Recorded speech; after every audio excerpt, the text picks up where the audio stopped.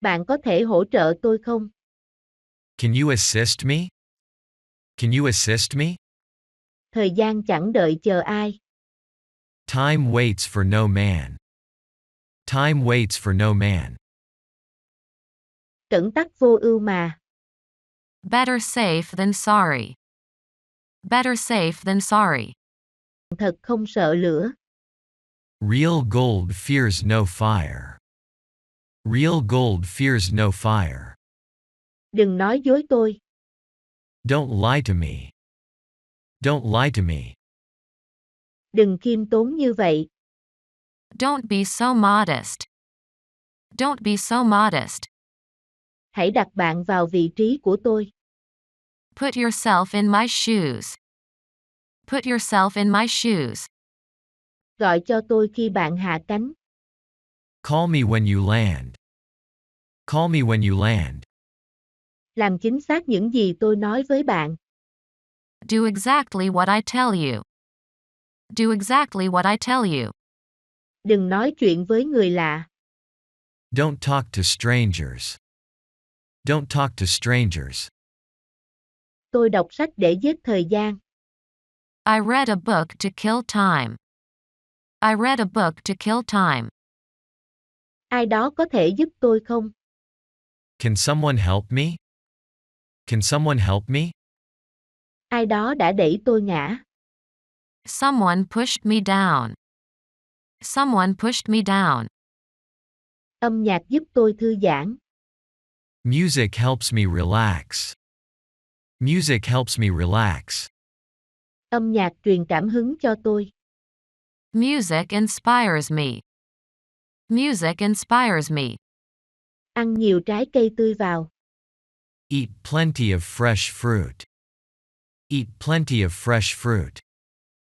Anh ấy cầu hôn tôi. He proposed to me. He proposed to me. Anh ấy kéo ghế cho tôi. He pulled out a chair for me. He pulled out a chair for me. Anh ấy là đồng nghiệp cũ của tôi. He is my former colleague. He is my former colleague. Bạn cần gì khác không? Anything else you need? Anything else you need? Có tuyến xe buýt nào ở đây không? Are there bus routes here? Are there bus routes here? Chúng ta sắp tới chưa? Are we nearly there yet? Are we nearly there yet? Có cái nào nhỏ hơn không? Are there smaller ones? Are there smaller ones? Bạn ổn chứ? Are you all right? Are you all right? Bạn đã ngủ chưa? Are you asleep yet? Are you asleep yet? Bạn có đến hay không? Are you coming or not? Are you coming or not? Tối nay bạn có bận không? Are you busy tonight? Are you busy tonight? Bạn điên rồi à? Are you crazy? Are you crazy? Bạn ủng hộ hay phản đối? Are you for or against? Are you for or against? Bạn đã kết hôn chưa? Are you married? Are you married? Tối nay bạn rảnh không? Are you free this evening? Are you free this evening? Bạn đã sẵn sàng gọi món chưa? Are you ready to order? Are you ready to order? Bạn nghiêm túc chứ? Are you serious? Are you serious? Bạn đã sẵn sàng chưa? Are you ready? Are you ready? Cẩn thận kẻo đánh rơi nó. Be careful not to drop it. Be careful not to drop it. Bạn có chắc về điều đó không? Are you sure about that? Are you sure about that? Cẩn thận kẻo ngã. Be careful not to fall. Be careful not to fall. Hãy thẳng thắn với tôi nhé. Be frank with me. Be frank with me. Hãy cẩn thận những gì bạn nói. Be careful what you say. Be careful what you say. Bạn có khát không? Are you thirsty? Are you thirsty? Hãy nhẹ nhàng với bọn trẻ. Be gentle with children. Be gentle with children. Thổi nến đi. Blow out the candles. Blow out the candles. Chúc may mắn. Break a leg. Break a leg. Gọi cho tôi khi cần thiết. Call me when necessary. Call me when necessary. Cho tôi mượn bút của bạn được không? Can I borrow your pen? Can I borrow your pen? Tôi có thể nhờ một việc được không? Can I ask for a favor? Can I ask for a favor? Tôi dẫn theo bạn được không? Can I bring a friend? Can I bring a friend? Tôi có thể chọn chỗ ngồi không? Can I choose my seat? Can I choose my seat? Tôi dắt theo bọn trẻ được không? Can I bring my children? Can I bring my children? Tôi thanh toán bằng thẻ được không? Can I pay with a card? Can I pay with a card? Cho tôi xin cái nĩa được không? Can I get a fork? Can I get a fork? Tôi ngồi bên cạnh bạn được không? Can I sit next to you? Can I sit next to you? Tôi có thể thử nó không? Can I try it on? Can I try it on? Tôi dùng phòng tắm của bạn được không? Can I use your bathroom? Can I use your bathroom? Bạn có thể mô tả anh ta được không? Can you describe him? Can you describe him?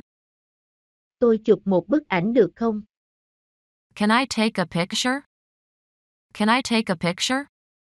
Bạn có thể sửa nó không? Can you fix it? Can you fix it? Bạn có thể cho tôi đi nhờ không? Can you give me a ride? Can you give me a ride? Bạn có thể tha thứ cho tôi không?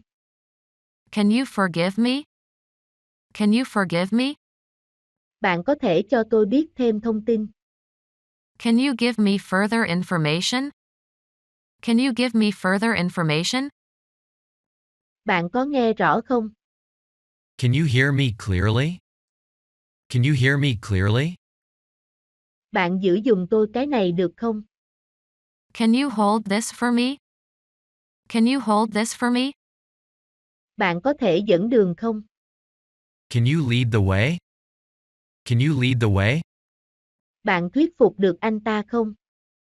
Can you persuade him? Can you persuade him? Bạn có thể nói chậm hơn không? Can you speak slower? Can you speak slower? Bạn tăng tốc một chút được không? Can you speed up a bit? Can you speed up a bit? Bạn có thể lặp lại câu hỏi không? Can you repeat the question? Can you repeat the question? Bạn có thể ở lại ăn tối không? Can you stay for dinner? Can you stay for dinner? Bạn có thể ở lại đây một lát không? Can you stay here for a moment? Can you stay here for a moment? Bạn dạy tôi được không? Can you teach me? Can you teach me? Gặp lại sau nhé. Catch you later. Catch you later. Thay quần áo của bạn đi. Change your clothes. Change your clothes. Nhắm mắt lại đi. Close your eyes. Close your eyes. Tập trung làm việc đi. Concentrate on your work. Concentrate on your work. Tự tin là chìa khóa để thành công. Confidence is the key to success. Confidence is the key to success. Bạn có thể gợi ý cho tôi không? Could you recommend me one? Could you recommend me one? Bạn có thể nói lại lần nữa không? Could you say it again? Could you say it again? Chúc mừng cậu được thăng chức nhé. Congratulations on your promotion. Congratulations on your promotion. Bạn cho tôi xem chúng được không? Could you show me them? Could you show me them? Có ai nhìn thấy bạn không? Did anyone see you? Did anyone see you? Tôi đánh vần nó chính xác chưa? Did I spell it correctly? Did I spell it correctly? Cô ấy không mời cậu à? Did she not invite you? Did she not invite you? Bạn tới bằng xe đạp à? Did you come by bicycle? Did you come by bicycle? Bạn đã ăn trưa chưa? Did you have lunch? Did you have lunch? Bạn nghe tin chưa? Did you hear the news? Did you hear the news? Cậu vừa cãi lại sếp đấy à? Did you just talk back to your boss? Did you just talk back to your boss? Bạn đã khóa cửa chưa? Did you lock the door?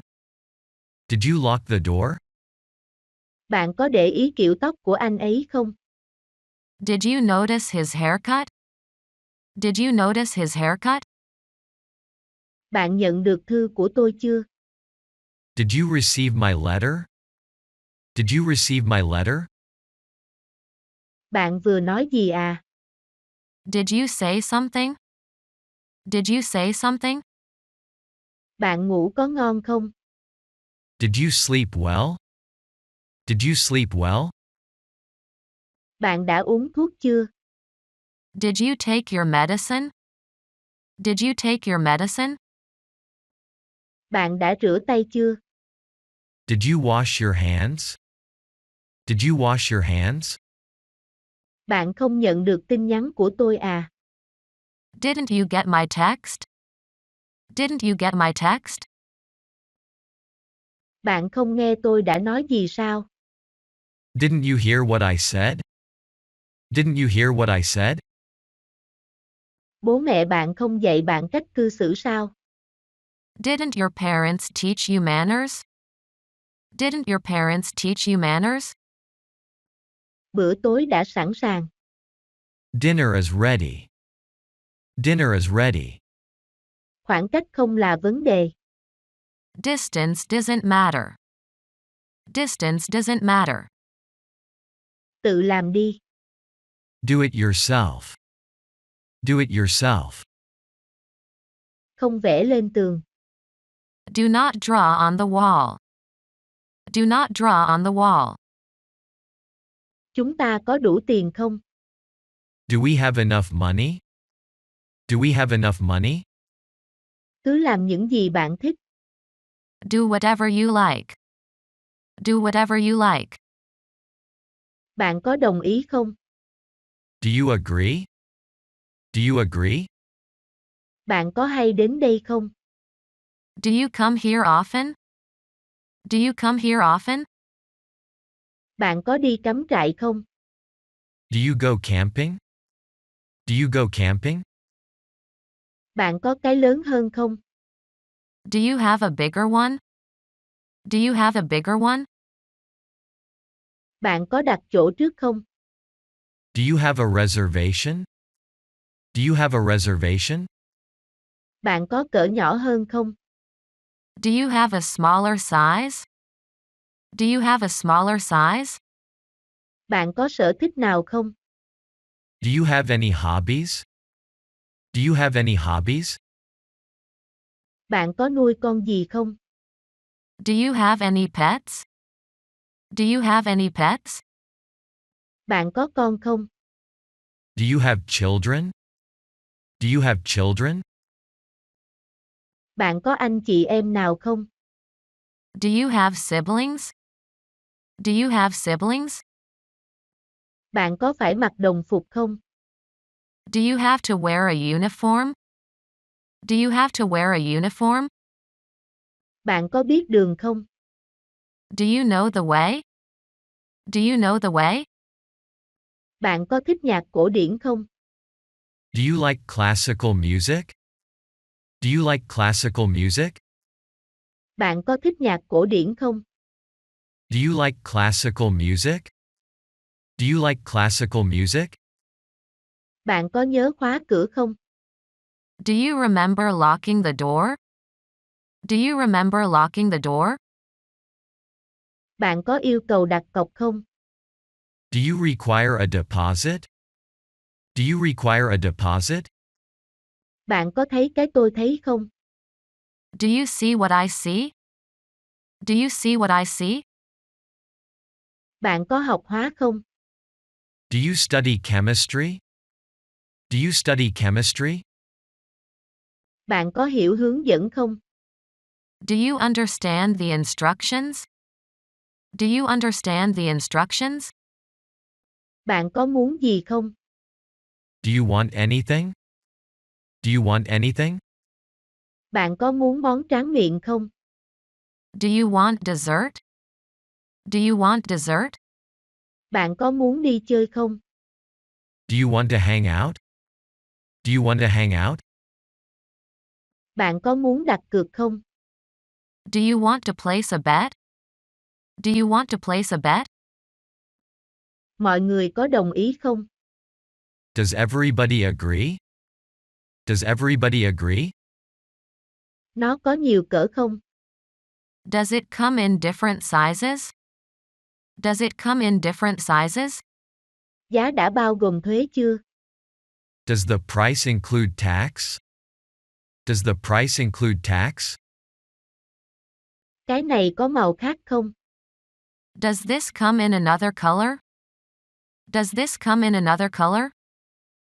Đừng giận tôi nha. Don't be angry with me. Don't be angry with me. Đừng bất cẩn. Don't be careless. Don't be careless.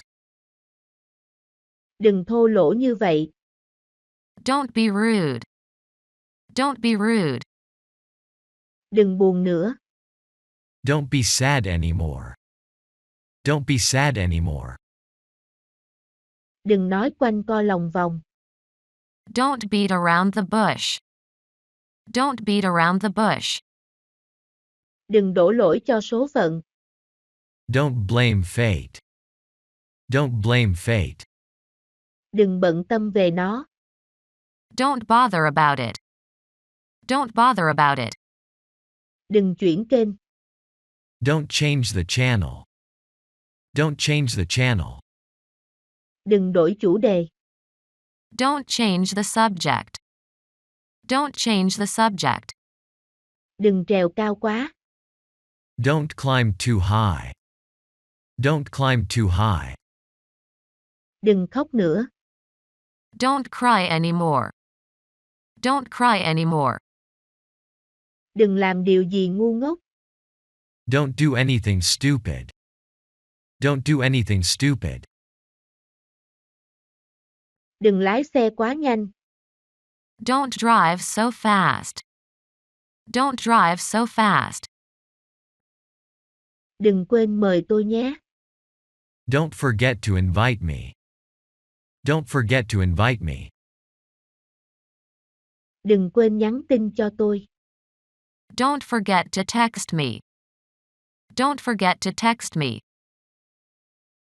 Đừng làm mất nó đấy. Don't lose it. Don't lose it. Đừng dễ dàng bỏ cuộc. Don't give up so soon. Don't give up so soon.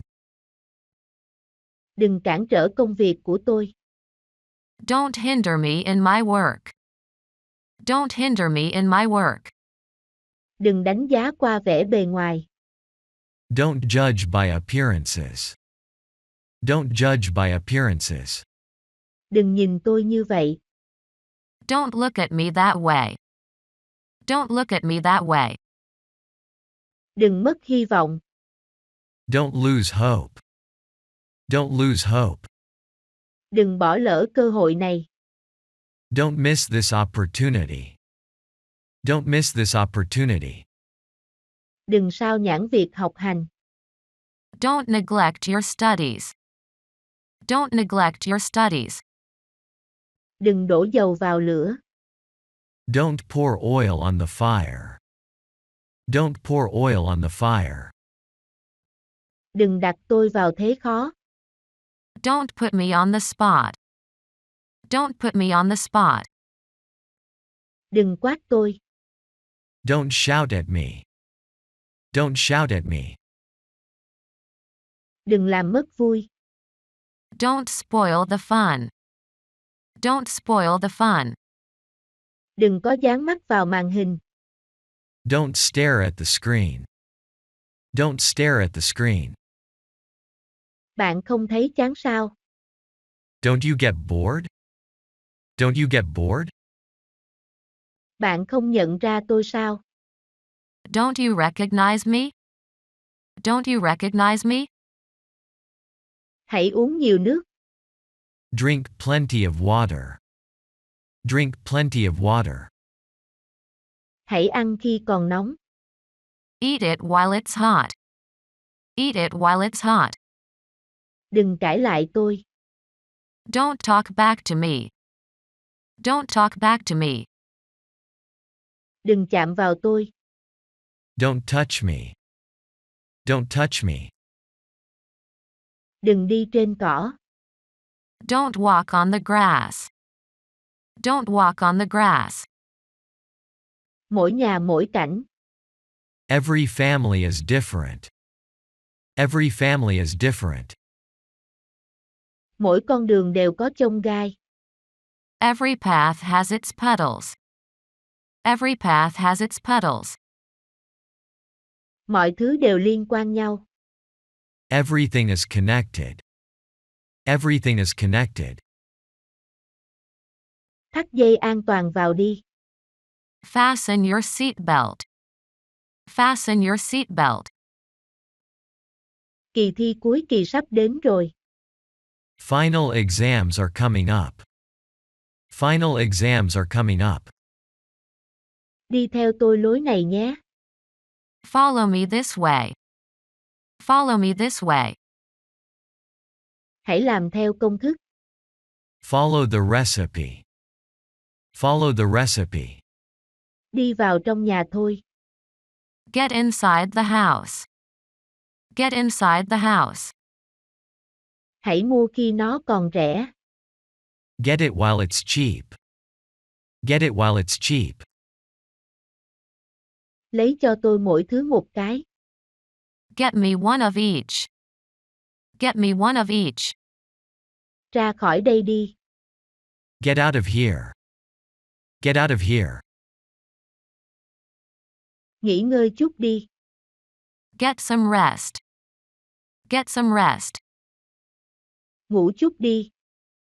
Get some sleep. Get some sleep. Hãy tặng cô ấy một món quà. Give her a gift. Give her a gift. Nói thẳng vào vấn đề đi. Give it to me straight. Give it to me straight. Đưa nó cho tôi. Give it to me. Give it to me. Hãy cho tôi một lý do. Give me a reason. Give me a reason. Cho tôi một ví dụ đi. Give me an example. Give me an example. Cho tôi một cơ hội nữa. Give me another chance. Give me another chance. Hãy cho tôi một lý do. Give me one reason. Give me one reason. Chúa phù hộ bạn. God bless you. God bless you. Lấy độc trị độc. Habit cures habit. Habit cures habit. Chúc một đêm vui vẻ. Have a fun night. Have a fun night. Chúc cuối tuần vui vẻ. Have a nice weekend.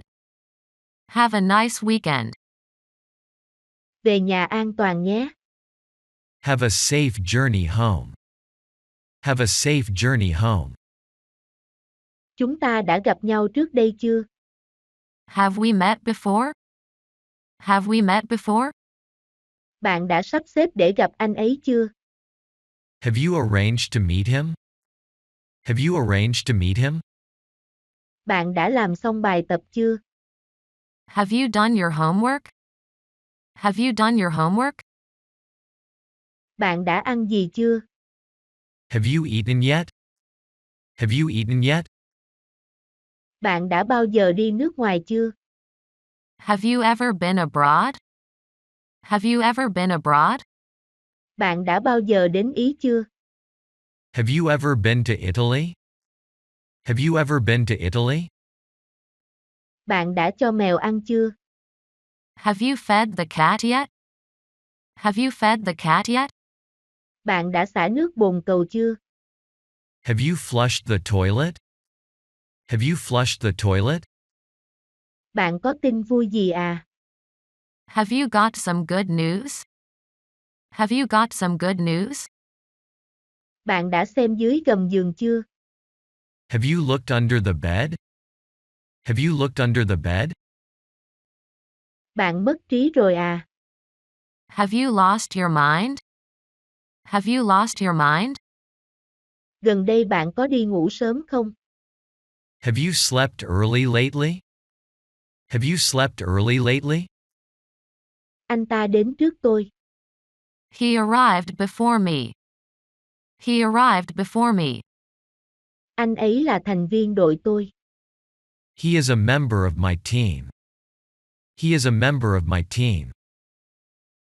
Anh ta là thư ký của sếp tôi. He is my boss's secretary.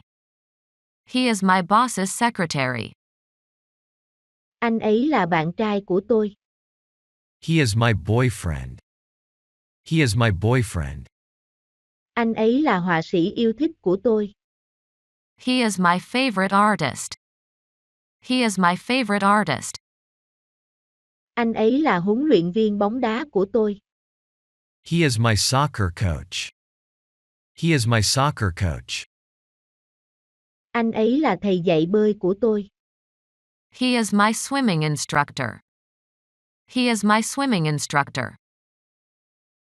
Anh ta không lịch sự chút nào. He is not polite at all. He is not polite at all. Hôm nay cậu ấy trốn học. He played truant today. He played truant today. Sức khỏe vô cùng quan trọng. Health is extremely critical. Health is extremely critical. Giúp tôi cài đặt chương trình này. Help me install this program. Help me install this program. Giúp tôi dọn bàn ăn đi. Help me set the table. Help me set the table. Đây là biên lai của bạn. Here is your receipt. Here is your receipt. Giữ chặt nhé. Hold on tight. Hold on tight. Tối nay đi uống gì không? How about a drink this evening? How about a drink this evening? Mọi việc thế nào rồi? How are things? How are things? Tôi giúp gì được cho bạn? How can I help you? How can I help you? Hôm nay bạn phỏng vấn thế nào? How did the interview go today? How did the interview go today? Họ đã phản ứng như thế nào? How did they react? How did they react? Bạn đến đây bằng gì? How did you get here? How did you get here? Bạn đã học tiếng Anh như thế nào? How did you learn English? How did you learn English? Quần có vừa với bạn không? How do the pants fit? How do the pants fit? Làm sao bạn biết? How do you know? How do you know? Bạn đánh vần tên bạn như thế nào? How do you spell your name? How do you spell your name? Vị nó thế nào? How does it taste? How does it taste? Cửa sổ này mở như thế nào? How does the window open? How does the window open? Nó cách đây bao xa? How far is it from here? How far is it from here? Bạn dạo này thế nào? How have you been? How have you been? Từ này phát âm như thế nào? How is this word pronounced? How is this word pronounced? Công việc của bạn thế nào? How is your business? How is your business? Làm cái đó mất bao lâu? How long will it take? How long will it take? Bao nhiêu tiền một ký? How much does it cost per kilo? How much does it cost per kilo? Nó có giá bao nhiêu? How much does it cost? How much does it cost? Tổng cộng bao nhiêu tiền? How much is the total? How much is the total? Bạn bao nhiêu tuổi? How old are you? How old are you? Cái này bao nhiêu? How much is this? How much is this? Ông của bạn bao nhiêu tuổi? How old is your grandfather? How old is your grandfather?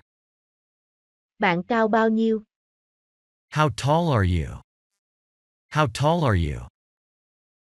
Kỳ nghỉ của bạn thế nào? How was your vacation? How was your vacation? Dạo này thế nào rồi? How's it going? How's it going? Thời tiết hôm nay thế nào? How's the weather today? How's the weather today? Tôi hoàn toàn đồng ý. I agree completely. I agree completely. Tôi theo ý kiến chung. I agree with the general opinion.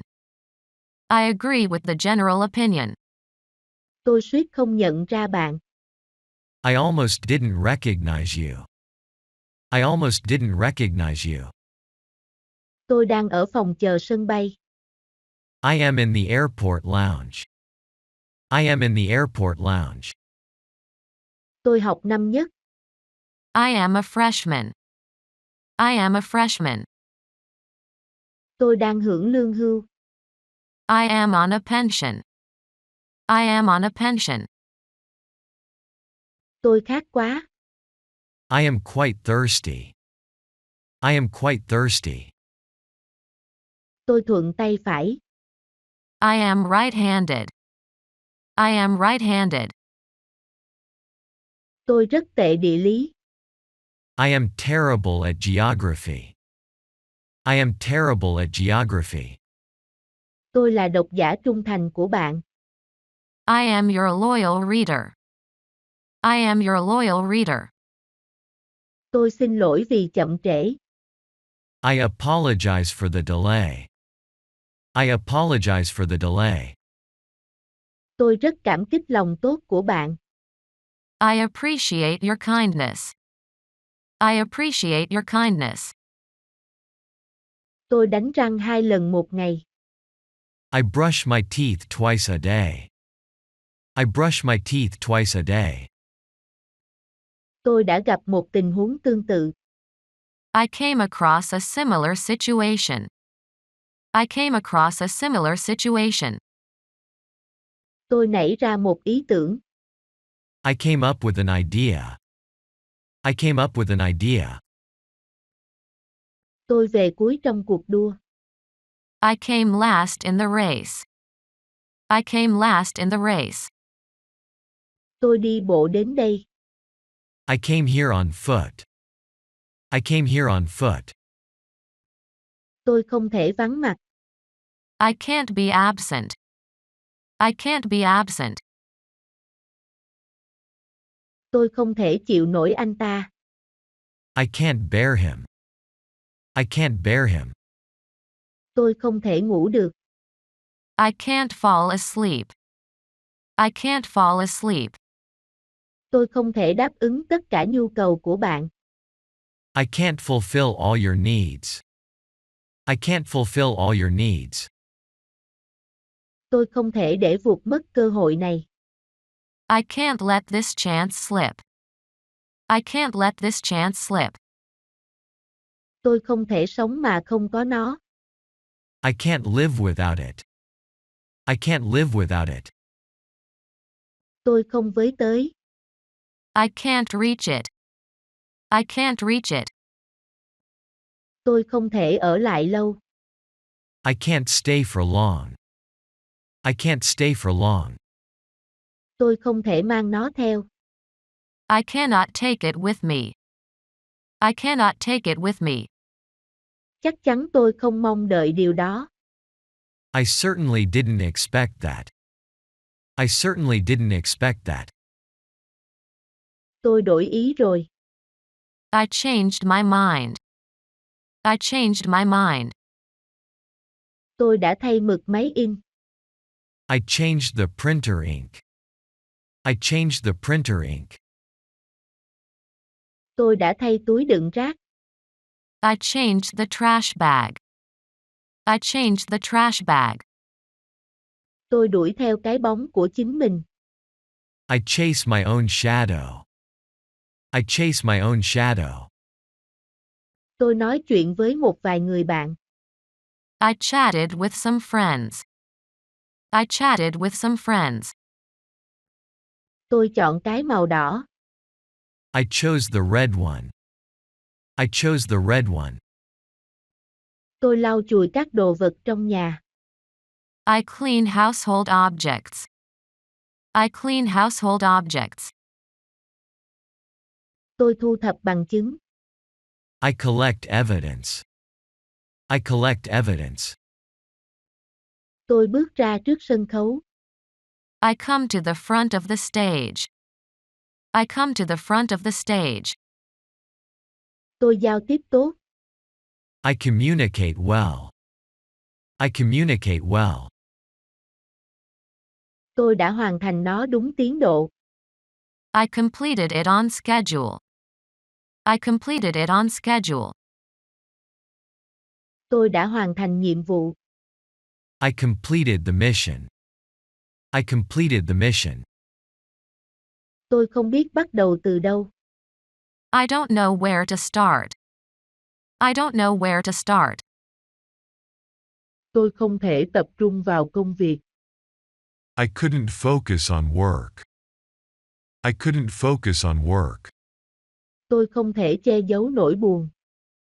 I couldn't hide my sorrow. I couldn't hide my sorrow. Tôi khóc như một đứa trẻ. I cry like a kid.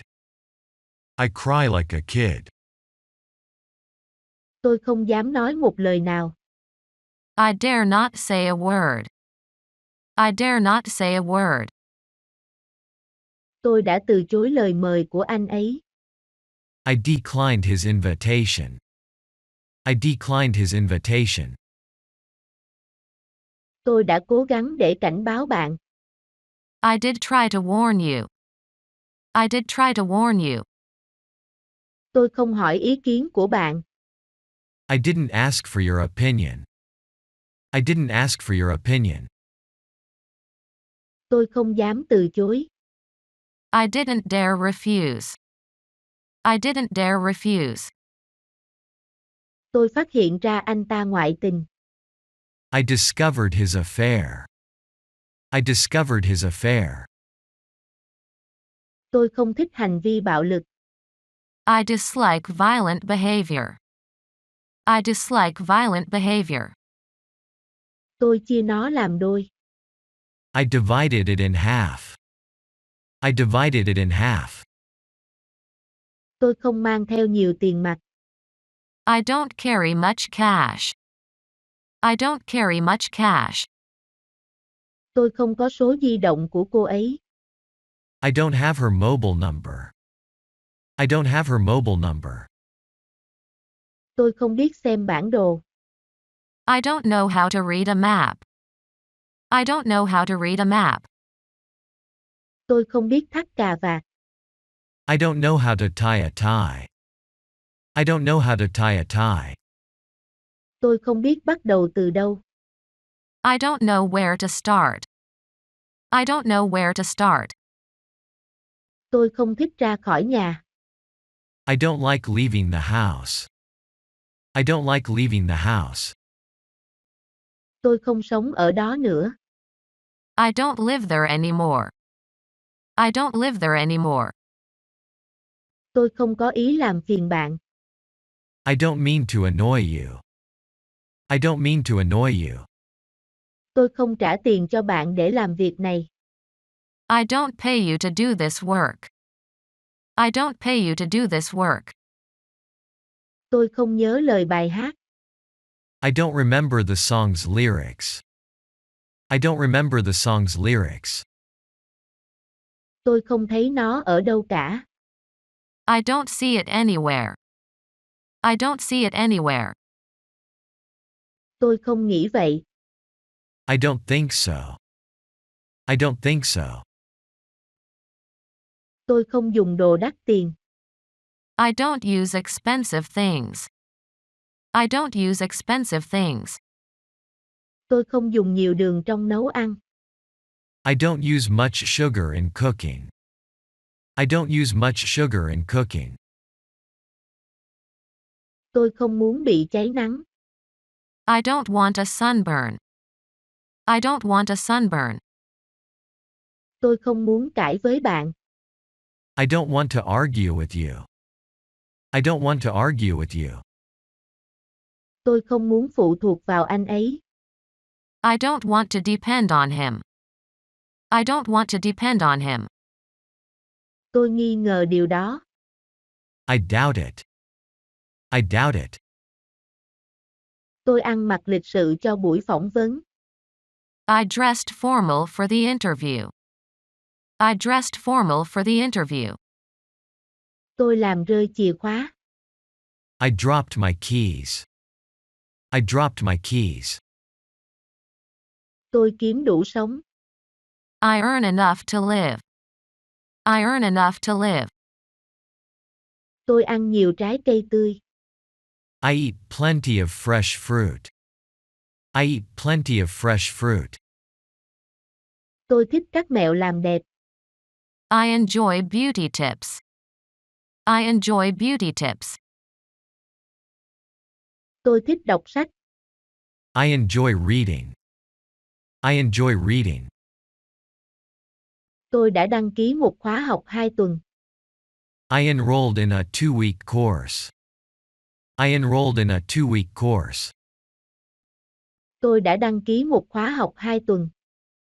I enrolled in a 2-week course. I enrolled in a 2-week course. Tôi bước vào cổng. I entered the gate. I entered the gate. Tôi tập thể dục mỗi sáng. I exercise every morning. I exercise every morning. Tôi kéo dài thời gian ở lại thêm một ngày. I extended my stay by one day. I extended my stay by one day. Tôi đã thất bại thảm hại. I failed miserably. I failed miserably. Tôi cho con ăn. I feed my children. I feed my children. Tôi thấy chóng mặt và ho về đêm. I feel dizzy and cough at night. I feel dizzy and cough at night. Tôi cảm thấy tội lỗi. I feel guilty. I feel guilty. Tôi cảm thấy cô đơn và nhớ nhà. I feel lonely and homesick. I feel lonely and homesick. Tôi rất thông cảm với cô ấy. I feel sympathy for her. I feel sympathy for her. Tôi đổ đầy nước vào cốc. I filled the cup with water. I filled the cup with water. Tôi đổ xăng đầy xe. I filled up the car with petrol. I filled up the car with petrol. Tôi đã đọc xong cuốn sách. I finished reading the book. I finished reading the book. Tôi đã đọc xong cuốn sách. I finished reading the book. I finished reading the book. Tôi bay vòng quanh thế giới. I fly around the world. I fly around the world. Tôi đã sửa một số lỗi chính tả. I fixed some spelling errors. I fixed some spelling errors. Tôi bay vòng quanh thế giới. I fly around the world. I fly around the world. Tôi quên hỏi tên anh ta. I forgot to ask him his name. I forgot to ask him his name. Tôi ngắm nhìn những vì sao. I gaze at the stars. I gaze at the stars. Tôi thức dậy lúc 6 giờ. I get up at 6 o'clock. I get up at 6 o'clock. Tôi dậy sớm trong mùa thi. I get up early during exam season. I get up early during exam season. Tôi chạy bộ mỗi sáng. I go for a run every morning. I go for a run every morning. Tôi đi nhà thờ vào chủ nhật. I go to church on Sunday. I go to church on Sunday. Tôi đi lên cầu thang. I go up the stairs. I go up the stairs. Tôi được tăng lương. I got a pay raise. I got a pay raise. Tôi bị lạc. I got lost. I got lost. Tôi bị lạc. I got lost. I got lost. Tôi bị kẹt xe. I got stuck in traffic. I got stuck in traffic. Tôi đã vượt qua vòng phỏng vấn cuối. I got through the final interview. I got through the final interview. Tôi phải công nhận tài năng của cậu. I gotta hand it to you. I gotta hand it to you. Tôi tốt nghiệp áp chót. I graduated second to last. I graduated second to last. Tôi bị trầy đầu gối. I grazed my knee. I grazed my knee. Tôi lớn lên trong một gia đình nghèo khó. I grew up in a poor family. I grew up in a poor family. Tôi lớn rất nhanh. I grow very fast. I grow very fast. Tôi đã cãi nhau với chồng. I had an argument with my husband. I had an argument with my husband. Tôi đã có một ngày tồi tệ. I had an awful day. I had an awful day. Tôi không có phương tiện đi lại. I had no means of transport. I had no means of transport. Tôi vui vẻ nhận quà. I happily accept the gift. I happily accept the gift. Tôi ghét xả rác. I hate litter. I hate litter. Tôi ghét giao thông giờ cao điểm. I hate rush hour traffic. I hate rush hour traffic. Tôi bị cảm nặng. I have a bad cold. I have a bad cold. Tôi có bạn trai rồi. I have a boyfriend. I have a boyfriend. Tôi phải nuôi gia đình. I have a family to feed. I have a family to feed. Tôi có buổi phỏng vấn xin việc ngày mai. I have a job interview tomorrow. I have a job interview tomorrow. Tôi có một chiếc răng lung lay. I have a loose tooth. I have a loose tooth. Tôi có nhiều việc phải làm hôm nay. I have a lot to do today. I have a lot to do today. Tôi có bằng thạc sĩ. I have a master's degree. I have a master's degree.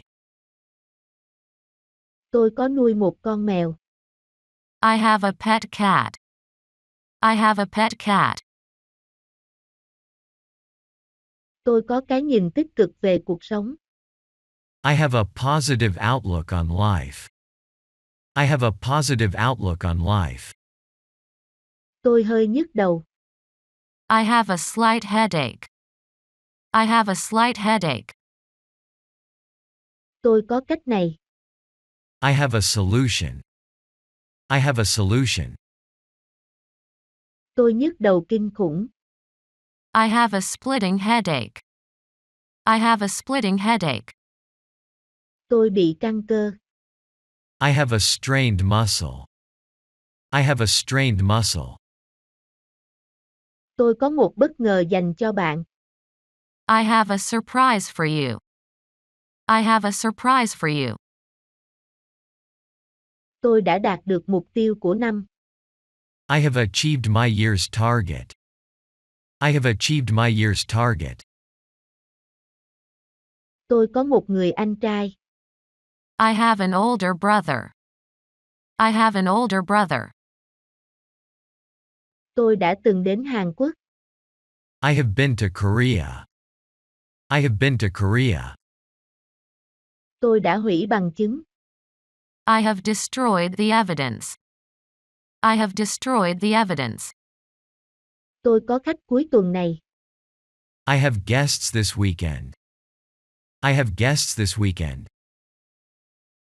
Tôi chẳng còn hứng thú với công việc. I have lost interest in my job. I have lost interest in my job. Tôi có nhiều vấn đề về sức khỏe. I have many health problems. I have many health problems. Tôi chưa bao giờ tham dự buổi hòa nhạc nào. I have never attended a concert. I have never attended a concert. Tôi không có lý do gì để phàn nàn. I have no cause to complain. I have no cause to complain. Tôi không nghi ngờ gì về điều đó. I have no doubts about it. I have no doubts about it. Tôi không sành về âm nhạc. I have no ear for music. I have no ear for music. Tôi không còn lựa chọn nào khác. I have no options left. I have no options left. Tôi không còn thời gian rảnh. I have no time to spare. I have no time to spare. Tôi không còn gì để mất. I have nothing left to lose. I have nothing left to lose. Tôi không có nơi nào để đi. I have nowhere to go. I have nowhere to go. Tôi đã từ chối yêu cầu phỏng vấn. I have refused the interview request. I have refused the interview request. Tôi có một vài tin xấu cho bạn. I have some bad news for you. I have some bad news for you. Tôi được nghỉ hè. I have summer vacation. I have summer vacation. Tôi có kinh nghiệm giảng dạy. I have teaching experience. I have teaching experience. Tôi có khả năng đọc nhanh. I have the ability to read fast. I have the ability to read fast. Tôi bị cúm. I have the flu. I have the flu. Tôi có 3 năm kinh nghiệm. I have 3 years experience. I have 3 years experience. Tôi phải đi kiểm tra sức khỏe.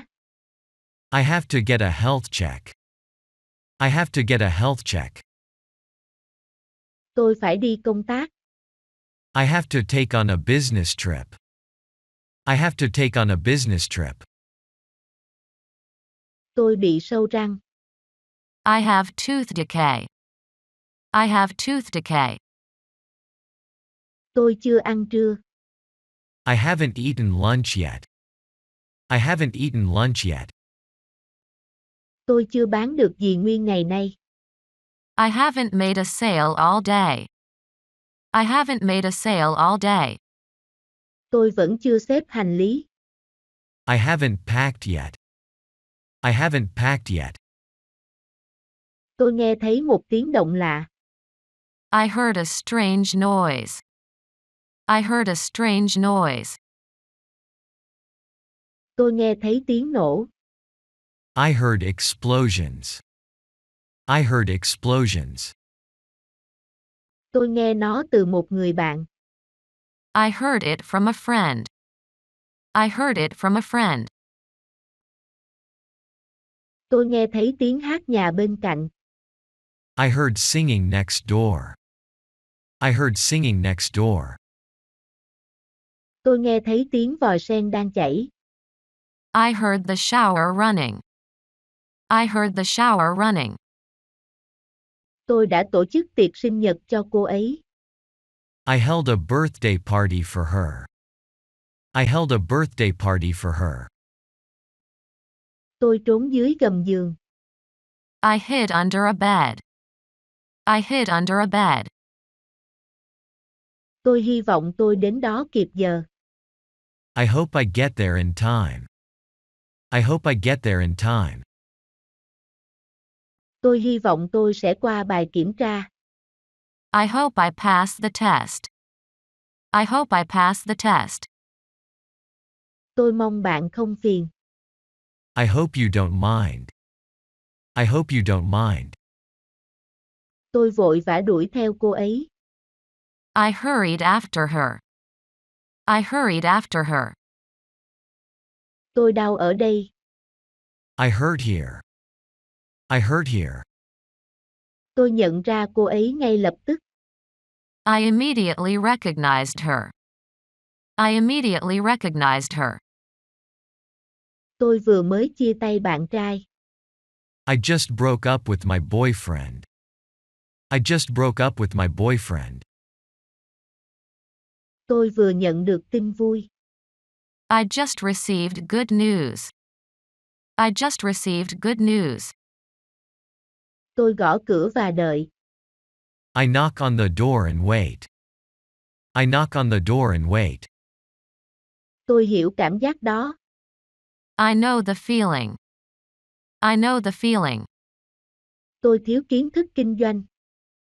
I lack business knowledge. I lack business knowledge. Tôi thiếu kinh nghiệm thực tế. I lack practical experience. I lack practical experience. Tôi cười lớn. I laughed out loud. I laughed out loud. Tôi có một lối sống năng động. I lead an active lifestyle. I lead an active lifestyle. Tôi đã học nó một cách dễ dàng. I learned it easily. I learned it easily. Tôi để lại lời nhắn trước khi đi. I leave a message before I go. I leave a message before I go. Tôi để lại lời nhắn với lễ tân. I left a message with reception. I left a message with reception. Tôi đã để hồ sơ trên bàn của bạn. I left the file on your desk. I left the file on your desk. Tôi nâng chiếc hộp lên. I lifted the box. I lifted the box. Tôi thích các số chẵn. I like even numbers. I like even numbers. Tôi thích mọi thứ ngăn nắp. I like everything tidy. I like everything tidy. Tôi thích phim cổ trang. I like historical dramas. I like historical dramas. Tôi thích hình dáng của nó. I like its shape. I like its shape. Tôi thích tiếng mưa. I like the rain sounds. I like the rain sounds. Tôi thích phong cách thời trang này. I like this fashion style. I like this fashion style. Tôi thích hương thơm này. I like this fragrance.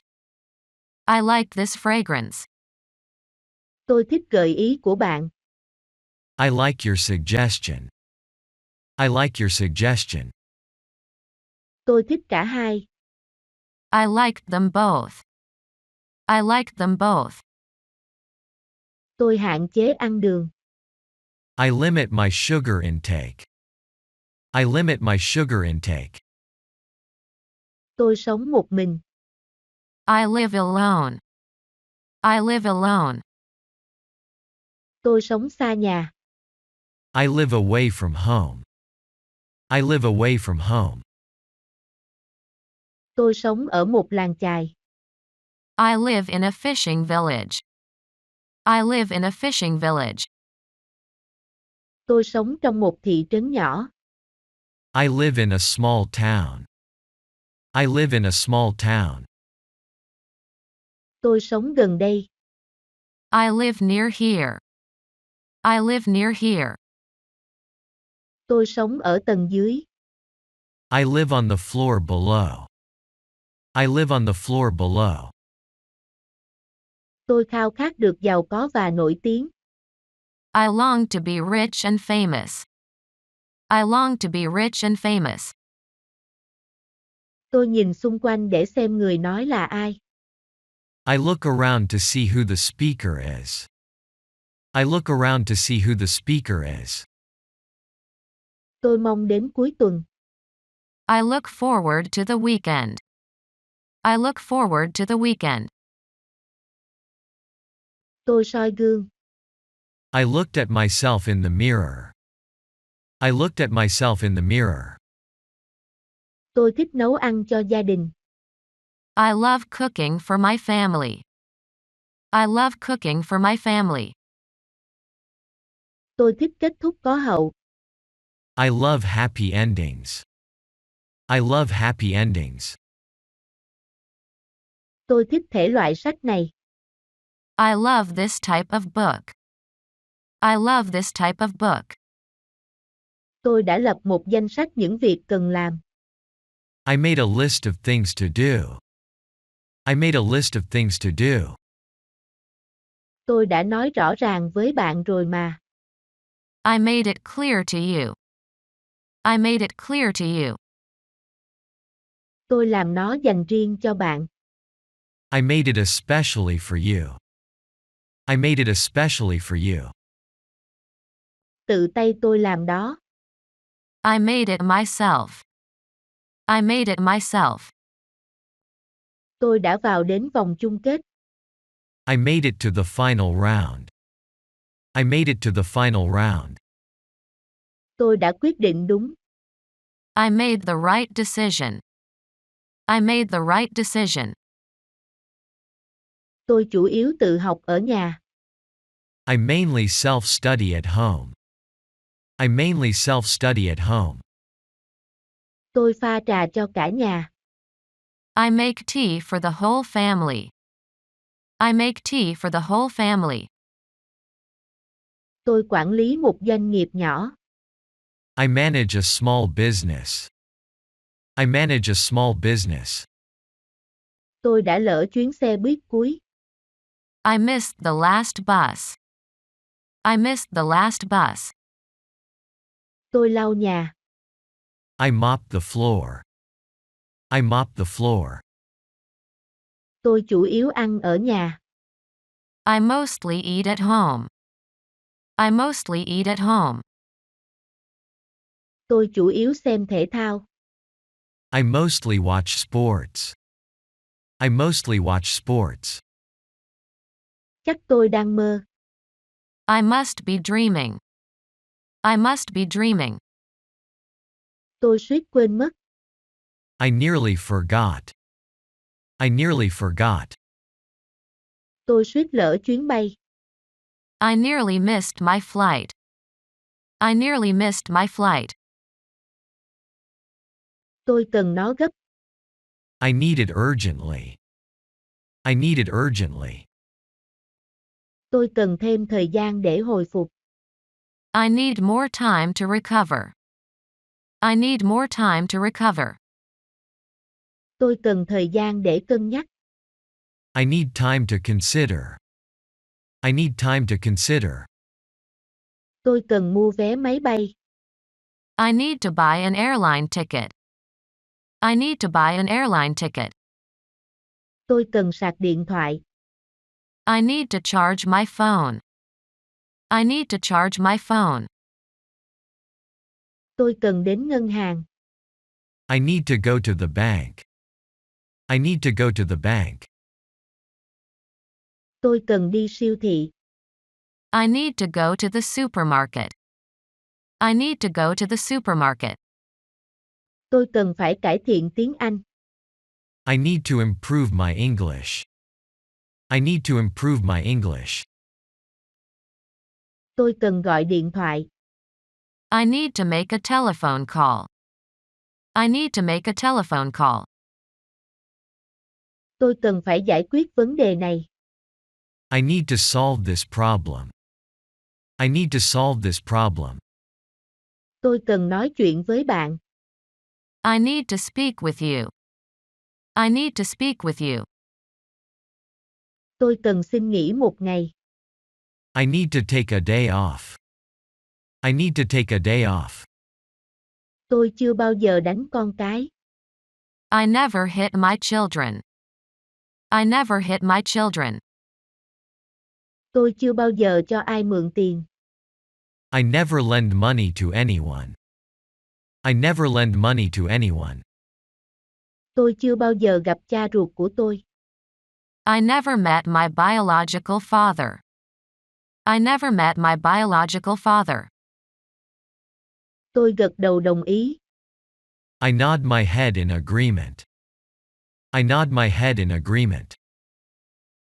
Tôi thường bất đồng với bố mẹ. I often disagree with my parents. I often disagree with my parents. Tôi thường hay ngủ ngáy.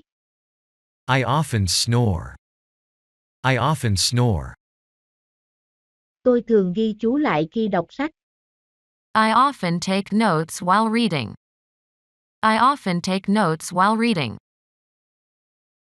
Tôi thường xem phim hài. I often watch comedy. I often watch comedy.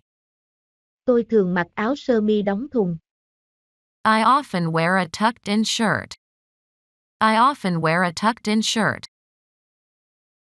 Tôi chỉ tuân theo quy tắc. I only follow the rules. I only follow the rules. Tôi đã vượt qua nỗi sợ của mình. I overcame my fear. I overcame my fear.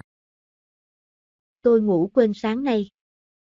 I overslept this morning. I overslept this morning. Tôi sở hữu mảnh đất này. I own this land. I own this land. Tôi đổ xe ở bên lề đường. I parked my car on the side of the road. I parked my car on the side of the road. Tôi tham gia trồng cây. I participate in tree planting. I participate in tree planting. Tôi biểu diễn trên sân khấu. I perform on stage. I perform on stage. Tôi hái hoa dại trong rừng. I picked wild flowers in the forest. I picked wild flowers in the forest. Tôi định thuê một trợ lý. I plan to employ an assistant. I plan to employ an assistant. Tôi dự định ở lại thành phố. I plan to stay in the city. I plan to stay in the city. Tôi trồng hoa trong vườn. I plant flowers in the garden. I plant flowers in the garden. Tôi tạo dáng chụp ảnh. I posed for a photograph. I posed for a photograph. Tôi thích phim nước ngoài hơn. I prefer foreign films. I prefer foreign films. Tôi thích ngồi đằng trước hơn. I prefer sitting in front. I prefer sitting in front. Tôi đã chuẩn bị kỹ càng. I prepared thoroughly. I prepared thoroughly. Tôi áp tai vào cửa. I pressed my ear to the door. I pressed my ear to the door. Tôi giả vờ ngủ. I pretend to be asleep. I pretend to be asleep. Tôi giả vờ phớt lờ anh ta. I pretend to ignore him. I pretend to ignore him. Lẽ ra tôi không nên mua. I probably shouldn't buy. I probably shouldn't buy. Tôi kéo rèm sang một bên. I pulled the curtain aside. I pulled the curtain aside. Tôi theo đuổi sự nghiệp diễn xuất. I pursue an acting career. I pursue an acting career. Tôi dán tem lên phong bì. I put a stamp on the envelope. I put a stamp on the envelope. Tôi tra chìa khóa vào ổ. I put the key in the lock. I put the key in the lock. Tôi nghỉ việc ở đó rồi. I quit my job there. I quit my job there. Tôi chạy băng qua đường. I ran across the street. I ran across the street. Tôi chạy thật nhanh về nhà. I ran home quickly. I ran home quickly. Tôi hiếm khi đội mũ. I rarely wear a hat. I rarely wear a hat. Tôi đọc to từng câu. I read each sentence out loud. I read each sentence out loud. Tôi đọc bản thông báo. I read the bulletin board. I read the bulletin board. Tôi sắp xếp lại đồ đạc trong phòng. I rearranged the room's furniture. I rearranged the room's furniture. Tôi nhớ đã gặp cô ấy trước đây. I recall meeting her before. I recall meeting her before. Tôi nhận lương cơ bản cộng với hoa hồng. I receive a basic salary plus commission. I receive a basic salary plus commission. Tôi đã nhận được lời mời làm việc. I received a job offer. I received a job offer. Tôi đã nhận được 1/3 số tiền. I received a third of the money. I received a third of the money. Tôi ghi lại tất cả các chi phí của tôi.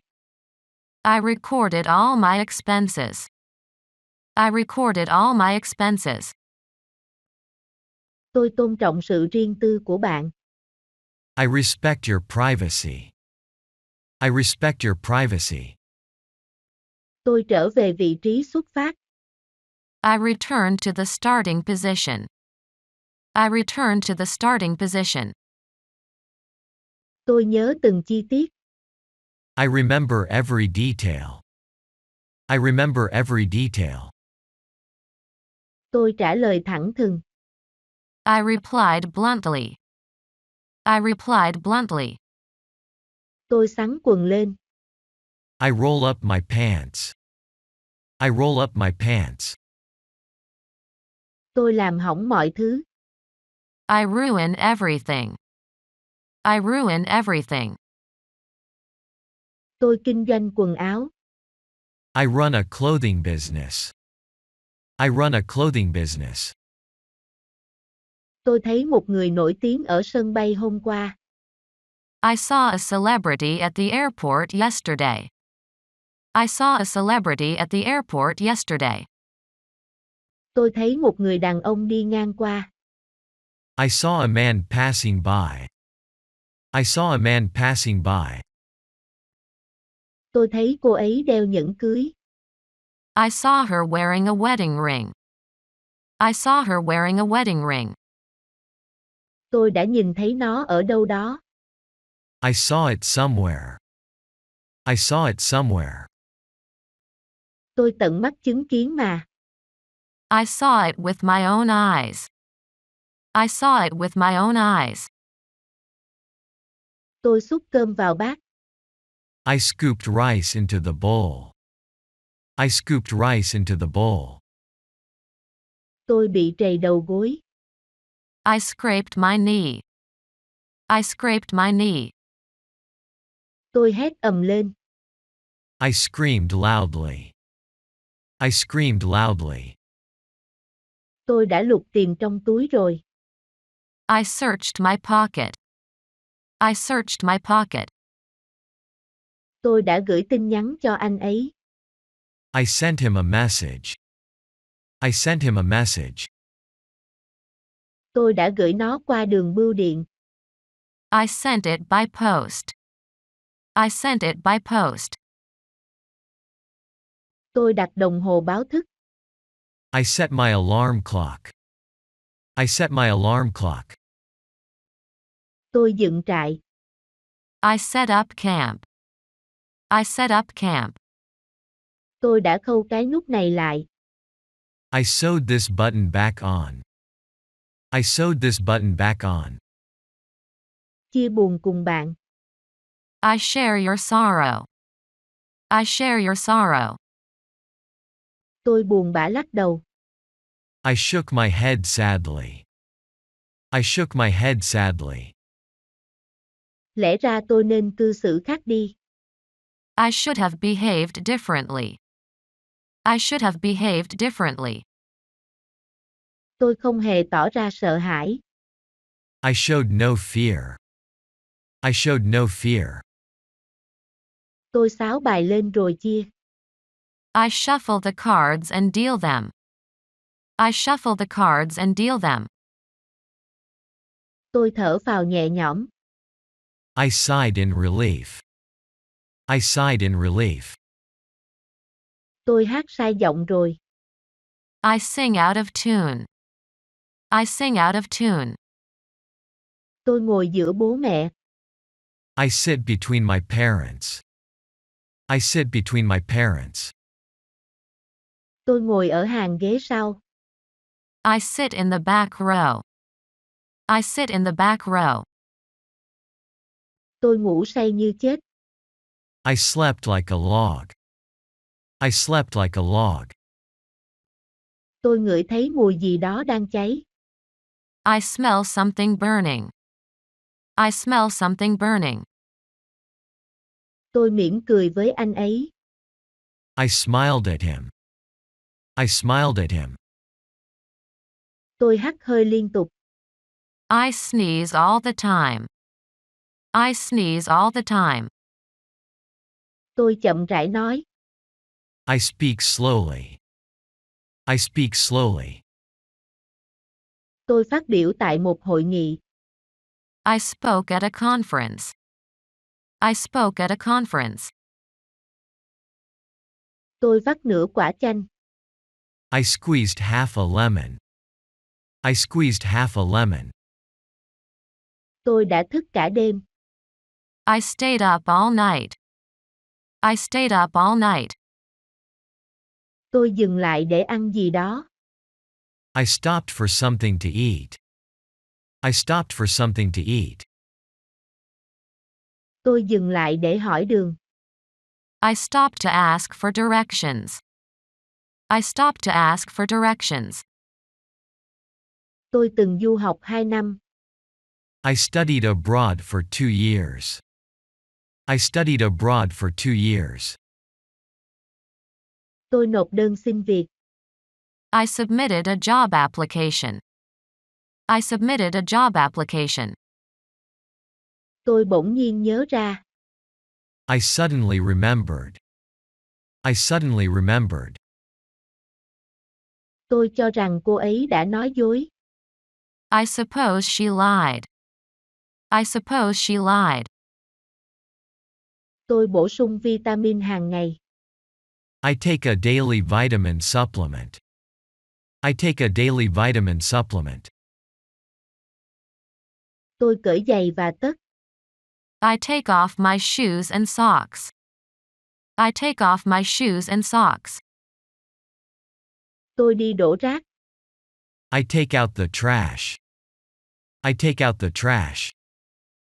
Tôi tự hào về đất nước của tôi. I take pride in my country. I take pride in my country. Tôi đi làm bằng phương tiện công cộng. I take public transport to work. I take public transport to work. Tôi ném một hòn đá xuống hồ. I threw a stone into the lake. I threw a stone into the lake. Tôi ném lá thư vào sọt rác. I threw the letter in the rubbish bin. I threw the letter in the rubbish bin. Tôi dọn dẹp nhà cửa. I tidy up the house. I tidy up the house. Tôi nói tài xế quay lại. I told the driver to turn back. I told the driver to turn back. Tôi dắt chó đi dạo. I took the dog for a walk. I took the dog for a walk.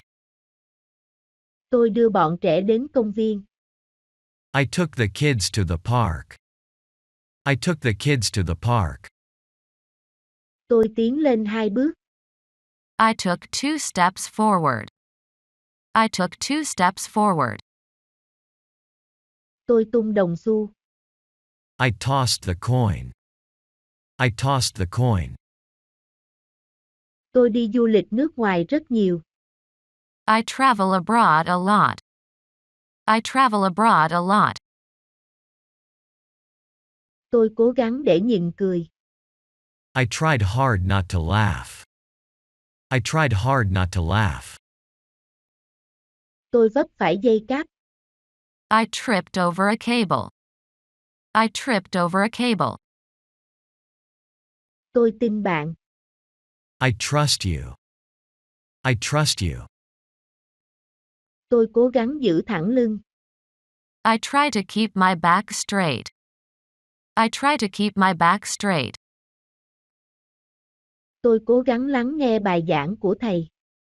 I try to listen to the teacher's lecture. I try to listen to the teacher's lecture. Tôi tắt tất cả các thiết bị điện tử. I turn off all electronic devices. I turn off all electronic devices. Tôi tắt chiếc đèn ngủ. I turned off the bedside lamp. I turned off the bedside lamp. Tôi bật nhạc to lên. I turned the music up loud.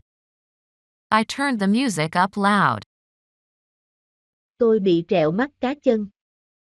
I twisted my ankle. I twisted my ankle. Tôi hiểu bạn cảm thấy thế nào. I understand how you feel. I understand how you feel. Tôi thường bỏ qua phần giới thiệu sách. I usually skip the book introduction. I usually skip the book introduction. Tôi đến thăm cô ấy trong bệnh viện. I visited her in the hospital. I visited her in the hospital. Tôi đi bộ trên bãi biển. I walk on the beach. I walk on the beach. Tôi đi về phía cô ấy. I walk toward her. I walk toward her. Tôi đi bộ đến đây. I walked here. I walked here.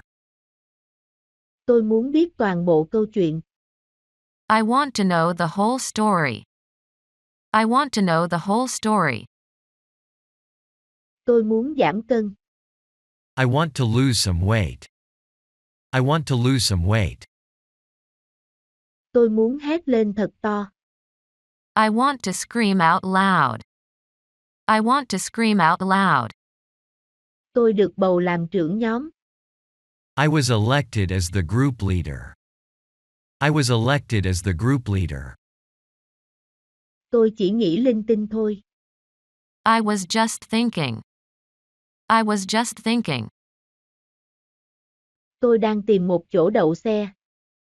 I was looking for a parking space. I was looking for a parking space. Tôi đã được xuất viện. I was released from the hospital. I was released from the hospital. Tôi là người đầu tiên đến. I was the first to arrive. I was the first to arrive. Tôi luôn ủng hộ bạn. I will always support you. I will always support you. Tôi chắc chắn sẽ có mặt đúng giờ. I will definitely be there on time. I will definitely be there on time. Tôi sẽ hoàn thành nó tối nay. I will finish it tonight. I will finish it tonight. Tôi sẽ hướng dẫn cụ thể cho bạn. I will give you specific instructions. I will give you specific instructions. Tôi sẽ đưa cô ấy về nhà sớm. I will take her home soon. I will take her home soon. Tôi sẽ đưa bạn đi mua sắm. I will take you shopping. I will take you shopping. Tôi sẽ sử dụng phòng tắm trên lầu. I will use the upstairs bathroom. I will use the upstairs bathroom. Tôi ước tôi có thể bay. I wish I could fly. I wish I could fly. Tôi sẽ không đề cập đến nó nữa. I won't mention it again. I won't mention it again. Tôi làm việc mỗi ngày trừ chủ nhật.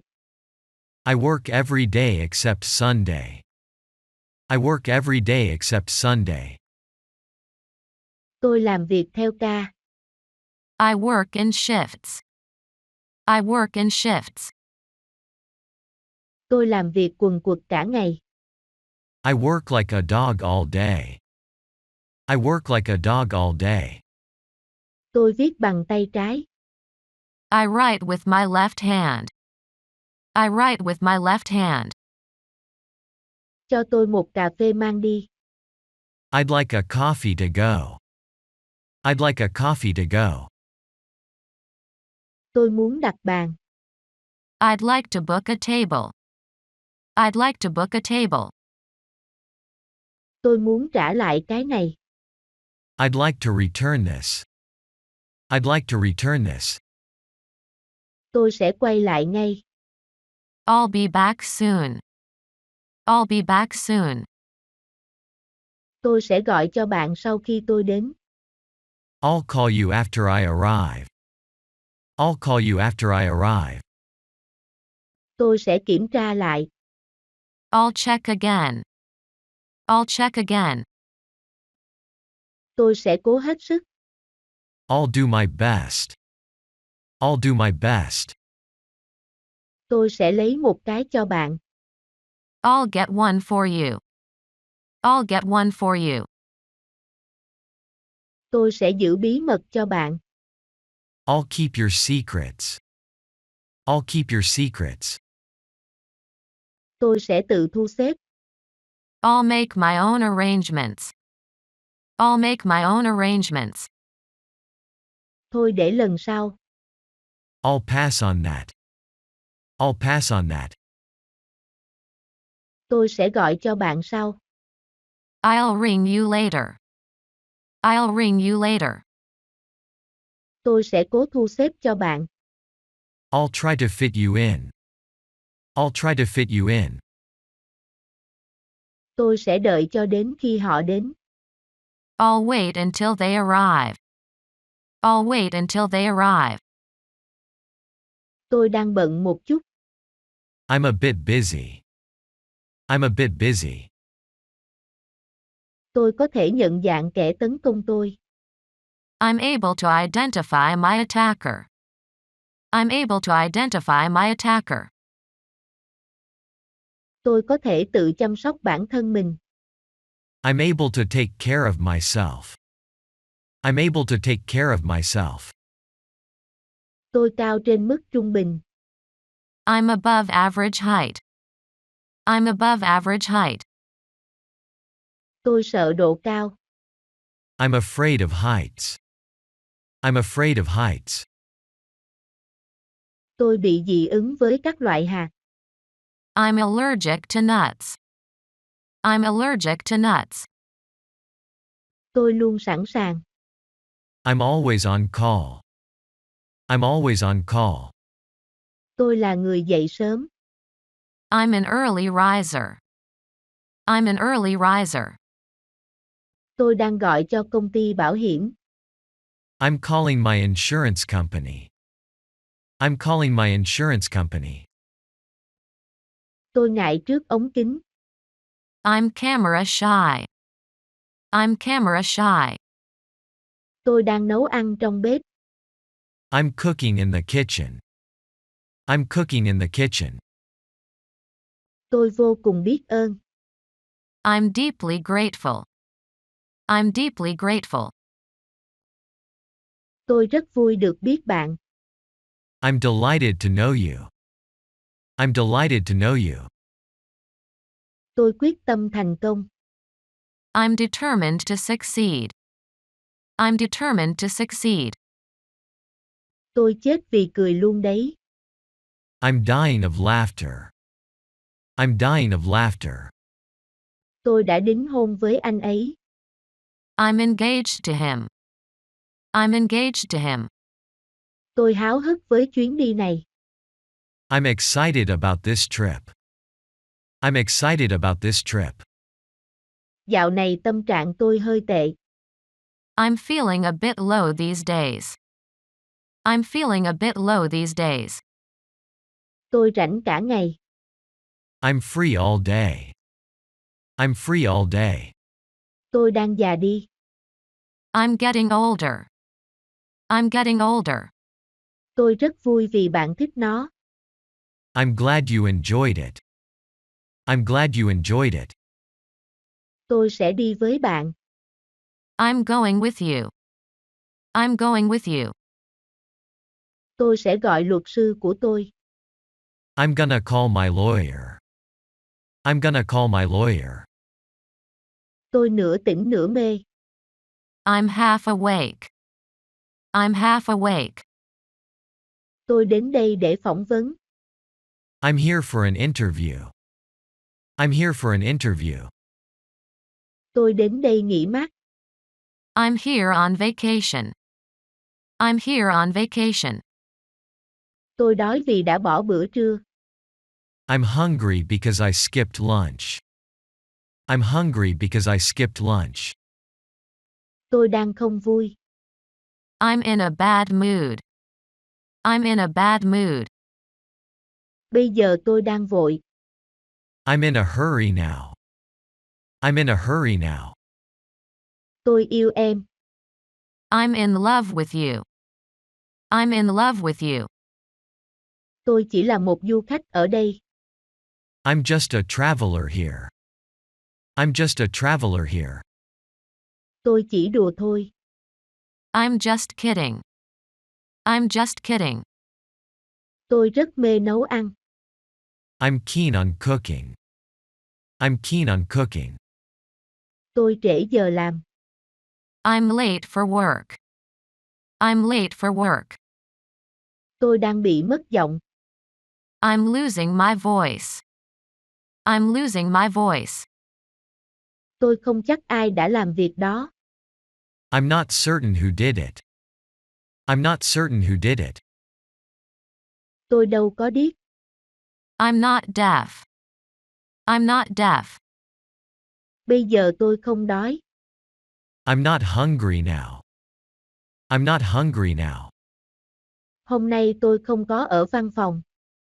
I'm not in the office today. I'm not in the office today. Tôi không kén ăn. I'm not picky about food. I'm not picky about food. Tôi không chắc. I'm not sure. I'm not sure. Tôi không ngạc nhiên chút nào. I'm not surprised at all. I'm not surprised at all. Tôi chắc chắn 100%. I'm 100% sure. I'm 100% sure. Tôi được trả lương theo giờ. I'm paid by the hour. I'm paid by the hour. Tôi đang thuê một căn hộ nhỏ. I'm renting a small flat. I'm renting a small flat. Tôi có trách nhiệm với công việc. I'm responsible for my work. I'm responsible for my work. Tôi đang ôn tập cho bài kiểm tra ngày mai. I'm reviewing for the test tomorrow. I'm reviewing for the test tomorrow. Tôi ở ngay phía sau bạn. I'm right behind you. I'm right behind you. Tôi hài lòng với hiện tại. I'm satisfied with the present. I'm satisfied with the present. Tôi đang tiết kiệm để mua nhà. I'm saving to buy a house. I'm saving to buy a house. Tôi sợ đến chết khiếp. I'm scared to death. I'm scared to death. Tôi rất tự hào về bạn. I'm so proud of you. I'm so proud of you. Tôi sợ quá. I'm so scared. I'm so scared. Tôi bất ngờ quá. I'm so surprised. I'm so surprised. Tôi vẫn đang sống cùng bố mẹ. I'm still living with my parents. I'm still living with my parents. Tôi vẫn còn buồn ngủ. I'm still sleepy. I'm still sleepy. Tôi vẫn còn yếu sau khi bị ốm. I'm still weak after being ill. I'm still weak after being ill. Tôi đang đi đường tắt. I'm taking a shortcut. I'm taking a shortcut. Tôi mệt mỏi sau một chuyến xe dài. I'm tired after a long drive. I'm tired after a long drive. Tôi đang cố hẹn hò với cô ấy. I'm trying to date her. I'm trying to date her. Tôi đang cố nuôi tóc dài. I'm trying to grow my hair. I'm trying to grow my hair. Tôi rất mừng cho bạn. I'm very happy for you. I'm very happy for you. Tôi đang đợi ở tầng dưới. I'm waiting downstairs. I'm waiting downstairs. Tôi đang đợi bạn ngoài cổng. I'm waiting for you outside the gate. I'm waiting for you outside the gate. Tôi đang xem phim. I'm watching a film. I'm watching a film. Tôi đang xem chương trình thời sự. I'm watching a news program. I'm watching a news program. Tôi hoàn toàn tỉnh táo. I'm wide awake. I'm wide awake. Tôi đã ăn rồi. I've already eaten. I've already eaten. Tớ vẫn là cú đêm suốt. I've always been a night owl. I've always been a night owl. Tôi hầu như không có thời gian để học. I've barely had time to study. I've barely had time to study. Tôi đã định nói với bạn. I've been meaning to tell you. I've been meaning to tell you. Tôi tăng cân gần đây. I've gained weight recently. I've gained weight recently. Tôi bị đau họng. I've got a sore throat. I've got a sore throat. Tôi lại mọc mụn nữa rồi. I've got acne again. I've got acne again. Tôi đã sống ở đây từ năm ngoái. I've lived here since last year. I've lived here since last year. Tôi chưa bao giờ đến đó. I've never been there. I've never been there. Tôi vẫn chưa quyết định. I've not decided yet. I've not decided yet. Tôi mới chỉ đến đó một lần. I've only been there once. I've only been there once. Tôi chỉ mới gặp anh ấy 2 lần. I've only met him twice. I've only met him twice. Tôi hết kiên nhẫn rồi. I've run out of patience. I've run out of patience. Tôi đã tiêu hết tiền của mình. I've spent all my money. I've spent all my money. Mời tôi đi ăn tối đi. Invite me to dinner. Invite me to dinner. Có ai ở nhà không? Is anybody home? Is anybody home? Có ai đói không? Is anyone hungry? Is anyone hungry? Có ai ngồi đây chưa? Is anyone sitting here? Is anyone sitting here? Có bao gồm bữa sáng không? Is breakfast included? Is breakfast included? Nó có xa đây không? Is it far from here?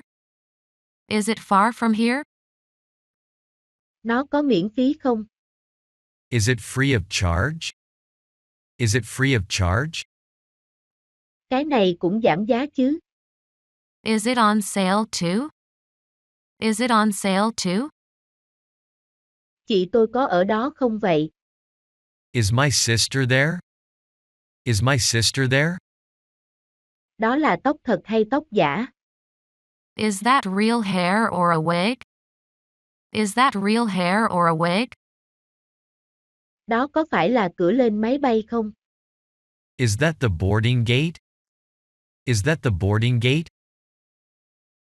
Bảo tàng có mở cửa hôm nay không? Is the museum open today? Is the museum open today?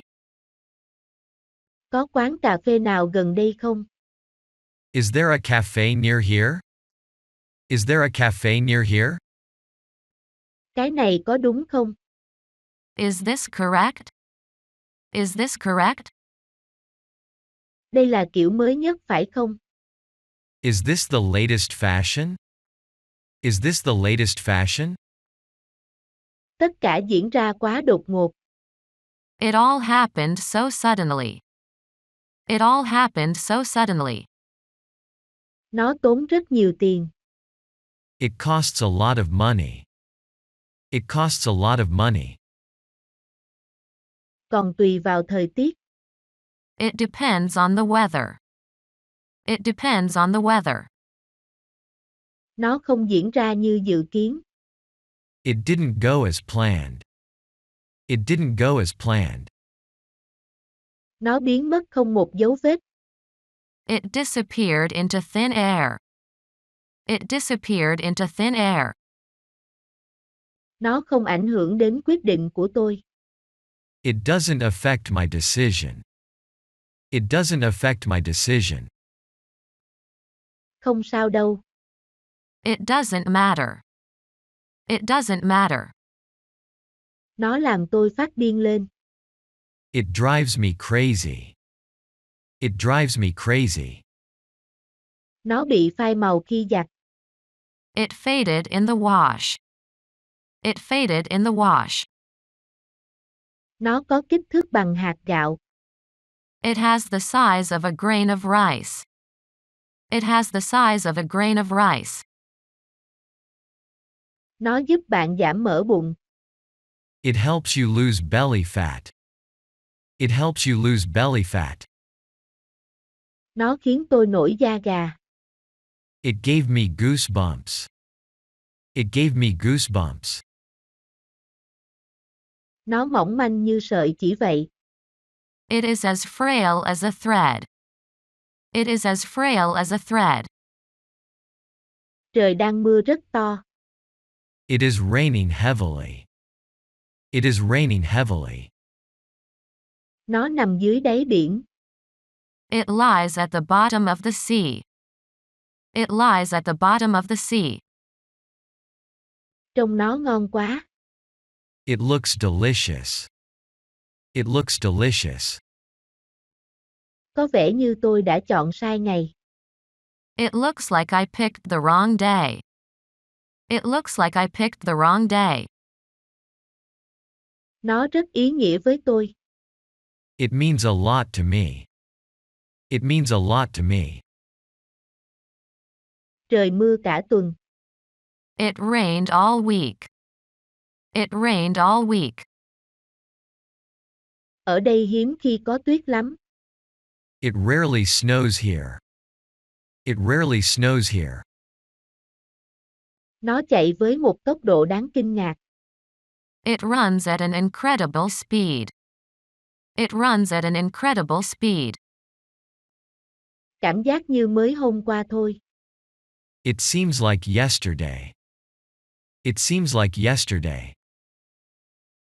Trời bắt đầu mưa. It started to rain. It started to rain. Đó là khoảnh khắc đáng sợ. It was a scary moment.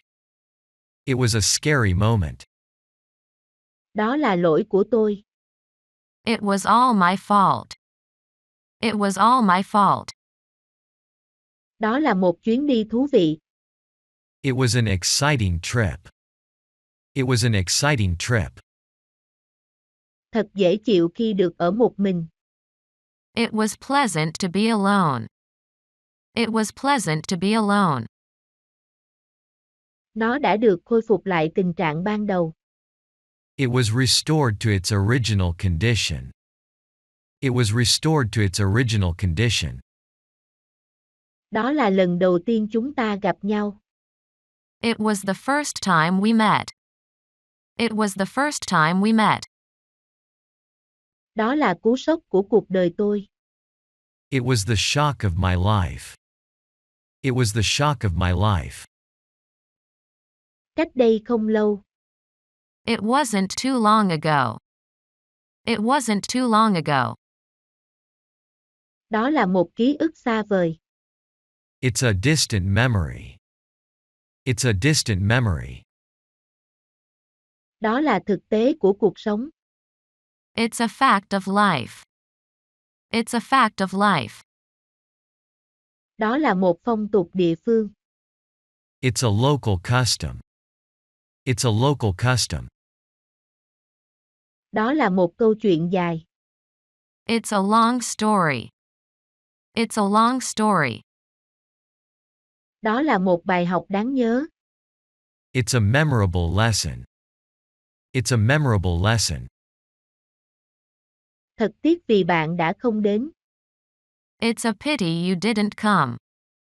It's a pity you didn't come. Đây là một loại thuốc theo toa. It's a prescription drug. It's a prescription drug. Đó là một khởi đầu đầy hứa hẹn. It's a promising start. It's a promising start. Đó chỉ là tin đồn. It's a rumor. It's a rumor. Thế giới đúng là nhỏ bé. It's a small world. It's a small world. Nó cao khoảng 1 mét. It's about a meter high. It's about a meter high. Tất cả đều là sự thật. It's all true. It's all true. Sắp xong rồi. It's almost finished. It's almost finished. Gần đến giờ rồi. It's almost time. It's almost time. Nó vượt quá khả năng của tôi. It's beyond my abilities. It's beyond my abilities. Thật khó để qua đường. It's difficult to cross the road. It's difficult to cross the road. Thật khó để dậy sớm. It's difficult to get up early. It's difficult to get up early. Nói thì dễ lắm. It's easy to say. It's easy to say. Trời lạnh cóng. It's freezing cold. It's freezing cold. Trời sắp tối rồi. It's getting dark. It's getting dark. Nó tốt cho làn da của bạn. It's good for your skin. It's good for your skin. Thật tuyệt khi gặp lại bạn. It's great to see you again. It's great to see you again. Nó cứng như đá vậy. It's hard as a rock. It's hard as a rock. Thật khó để tin. It's hard to believe. It's hard to believe. Nó in sâu vào tâm trí tôi mãi mãi. It's imprinted on my mind forever. It's imprinted on my mind forever.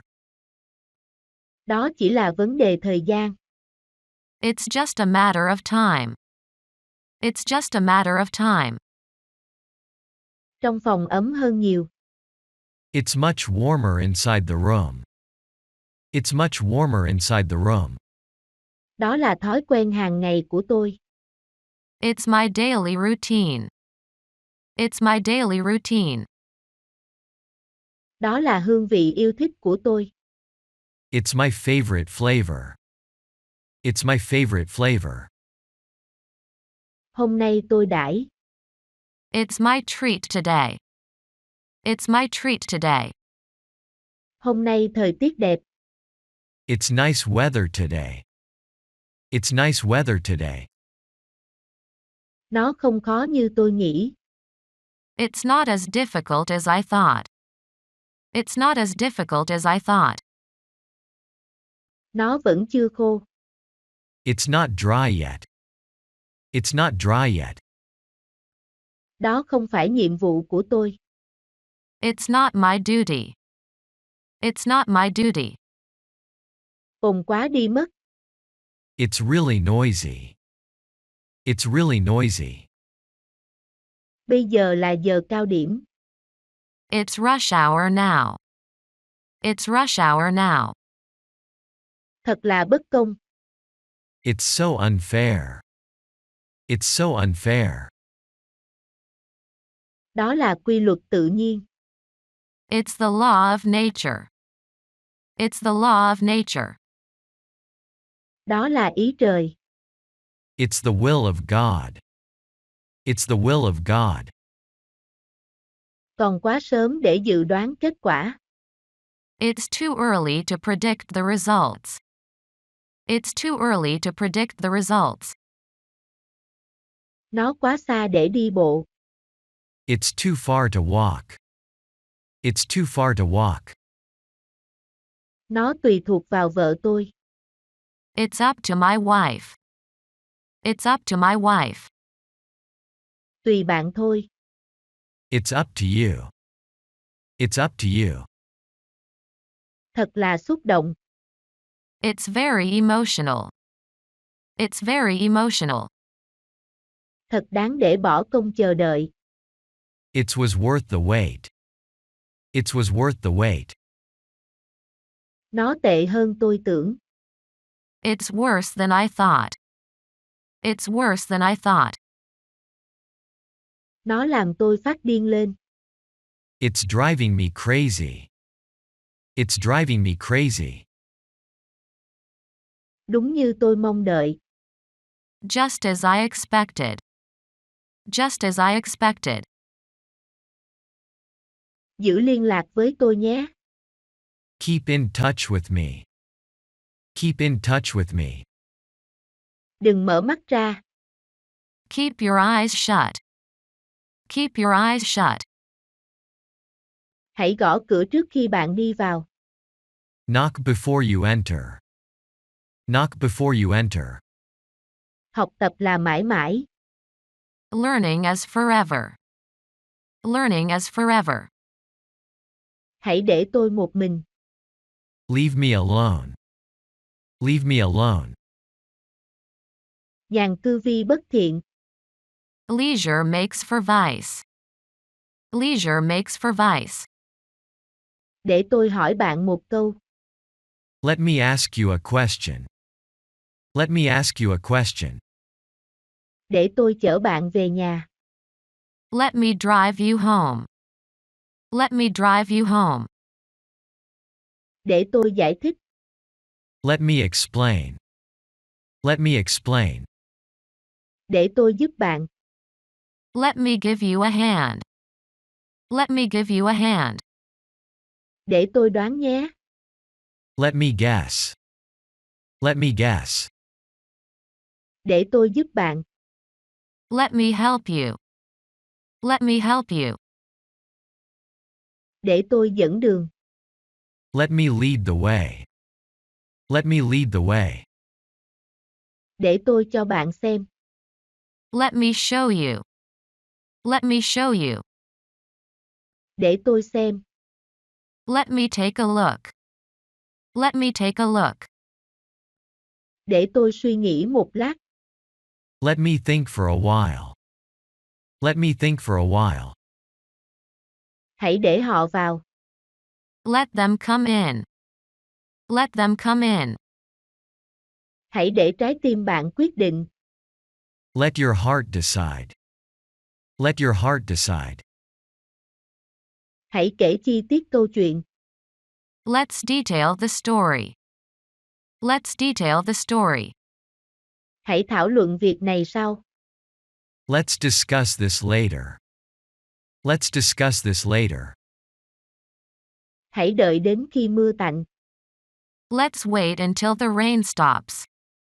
Let's wait until the rain stops. Nghe tôi nói nè. Listen to me. Listen to me. Nghỉ một lát đi. Let's rest for a while. Let's rest for a while. Hãy sống cho hiện tại. Live for the present. Live for the present. Tự do muôn năm. Long live freedom.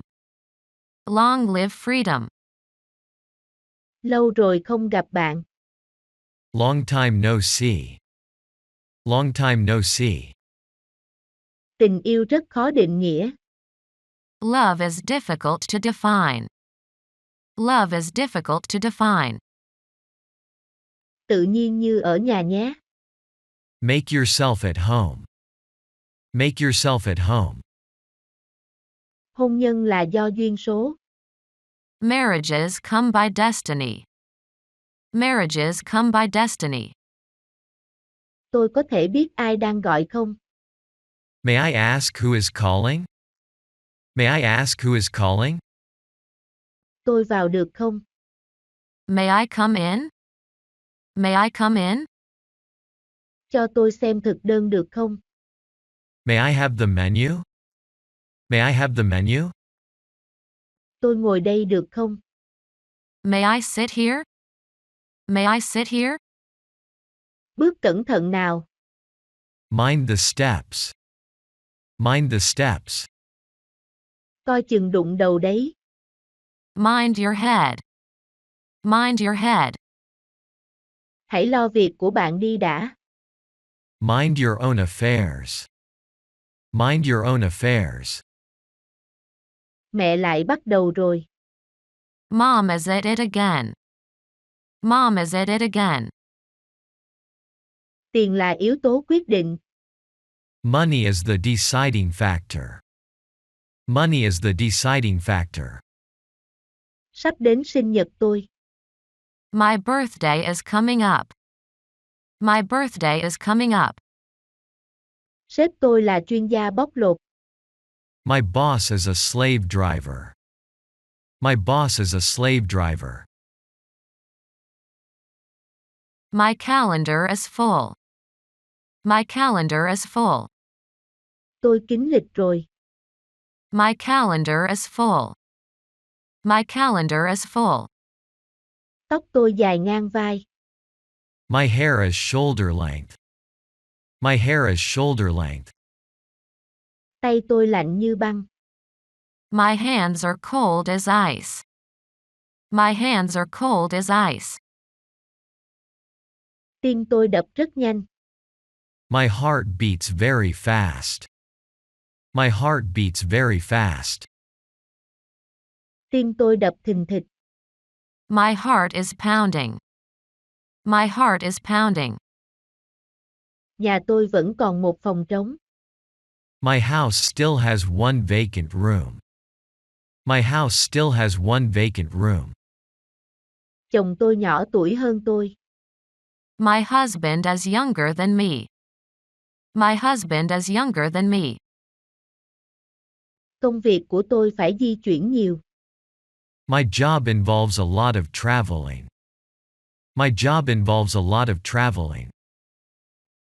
Mẹ tôi rất nghiêm khắc. My mother is strict. My mother is strict. Hàng xóm của tôi rất khó tính. My neighbor is very difficult.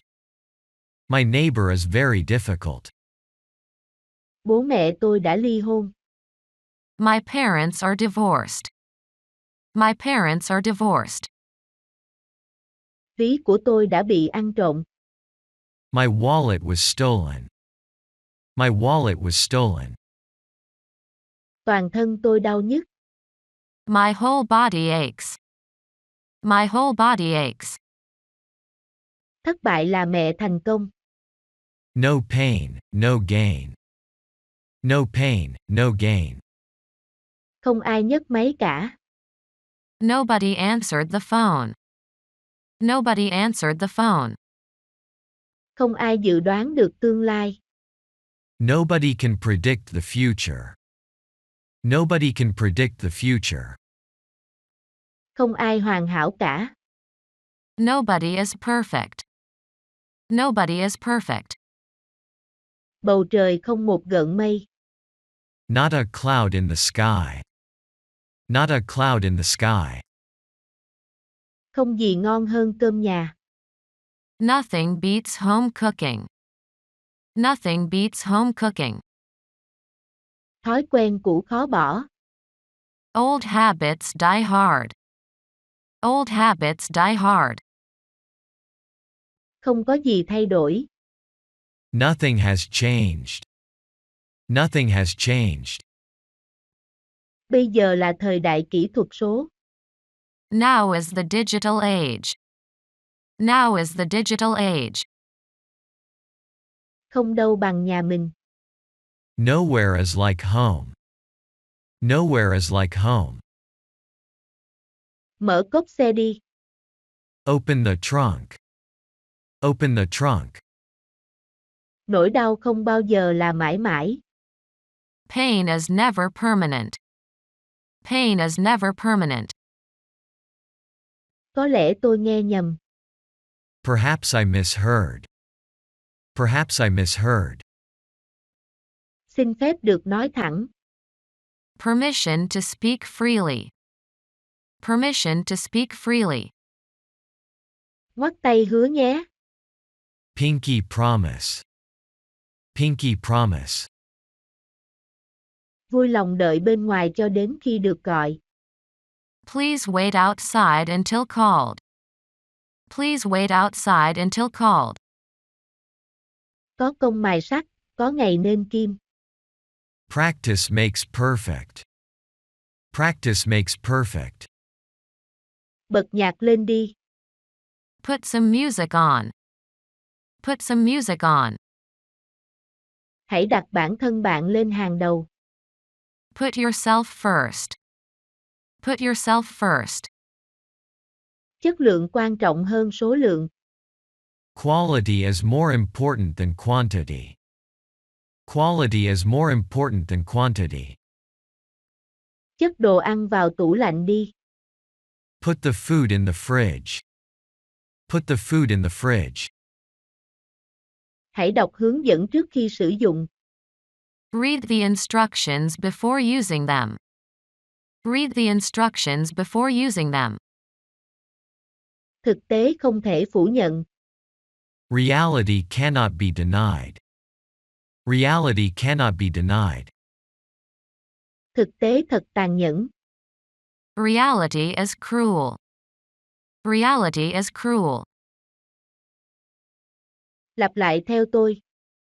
Repeat after me. Repeat after me. Thức dậy đi nào. Rise and shine. Rise and shine. Giữ chỗ cho tôi nha. Save me a seat. Save me a seat.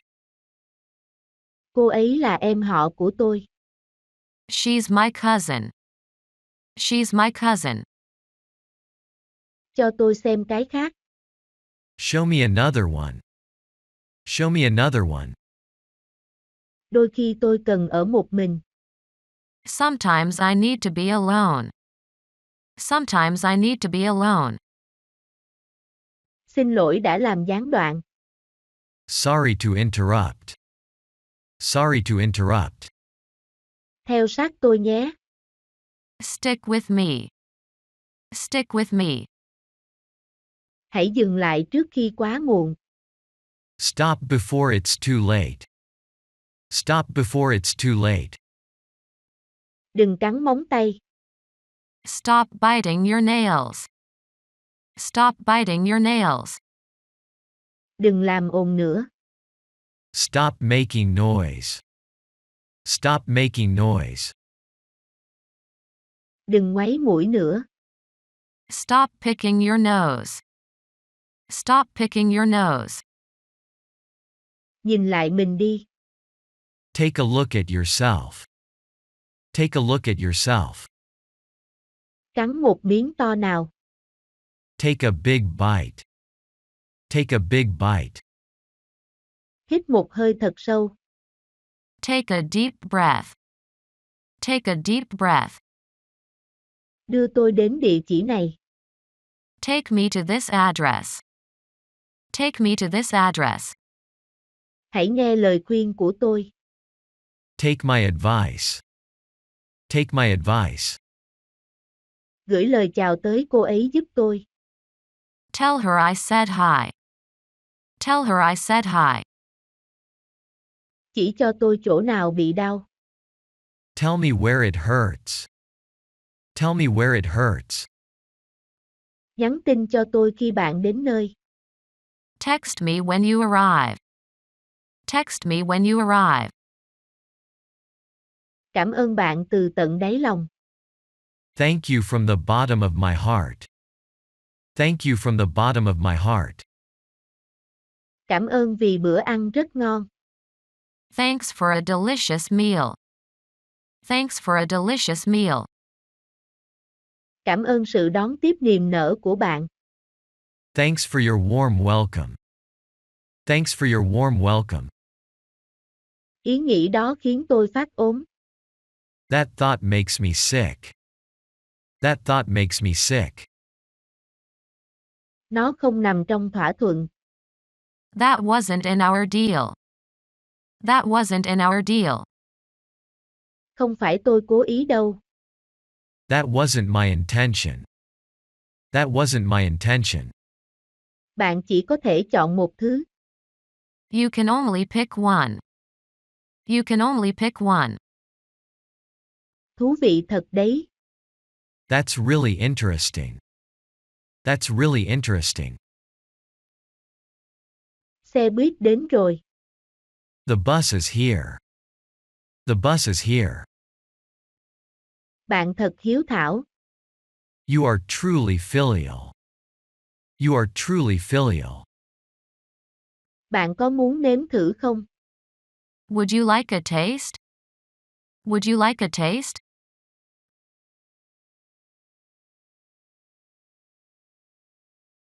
Bạn có muốn uống gì không?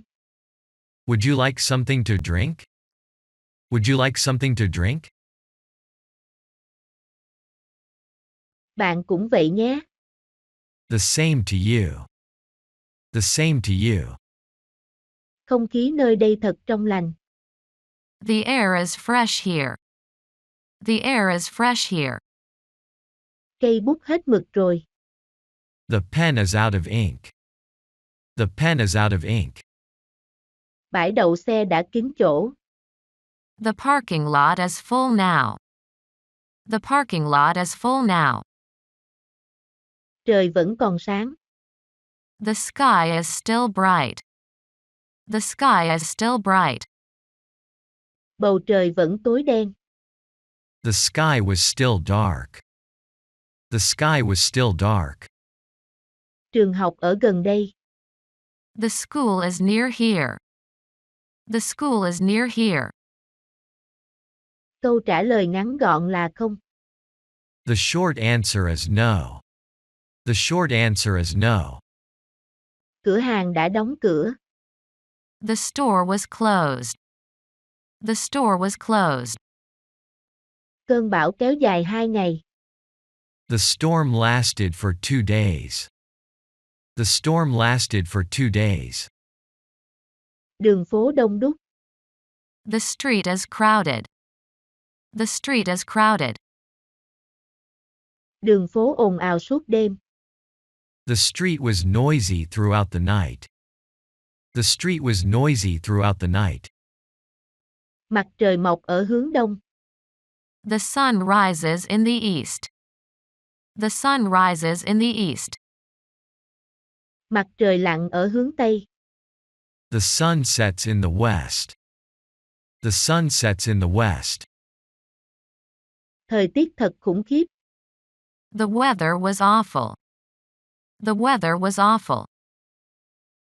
Thời tiết thật tuyệt vời. The weather was wonderful. The weather was wonderful. Có một điểm quan trọng cần nhớ.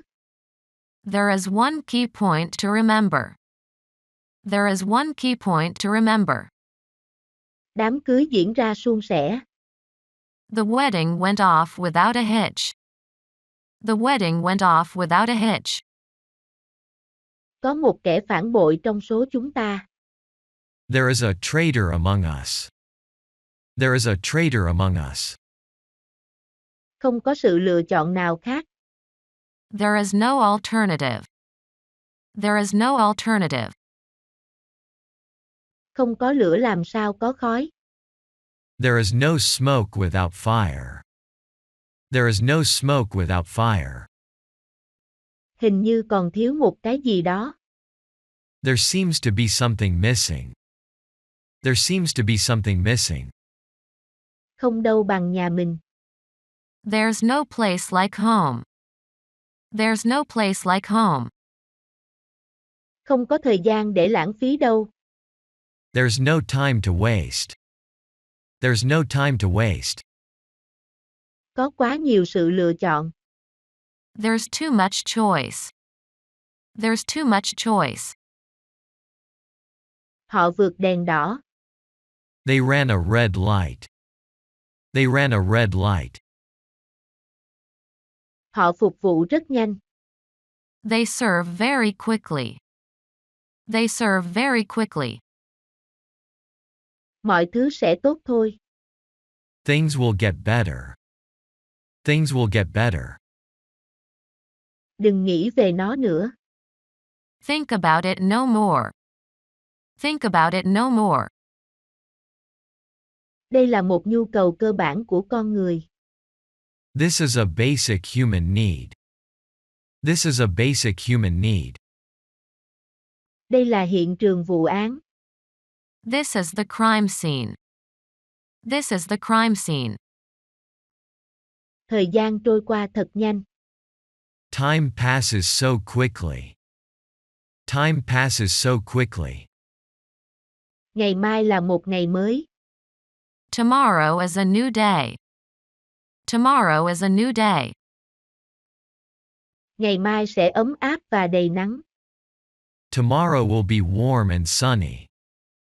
Tomorrow will be warm and sunny. Đợi giây lát nhé. Wait a few moments. Wait a few moments. Đợi đến lượt của bạn nhé. Wait for your turn.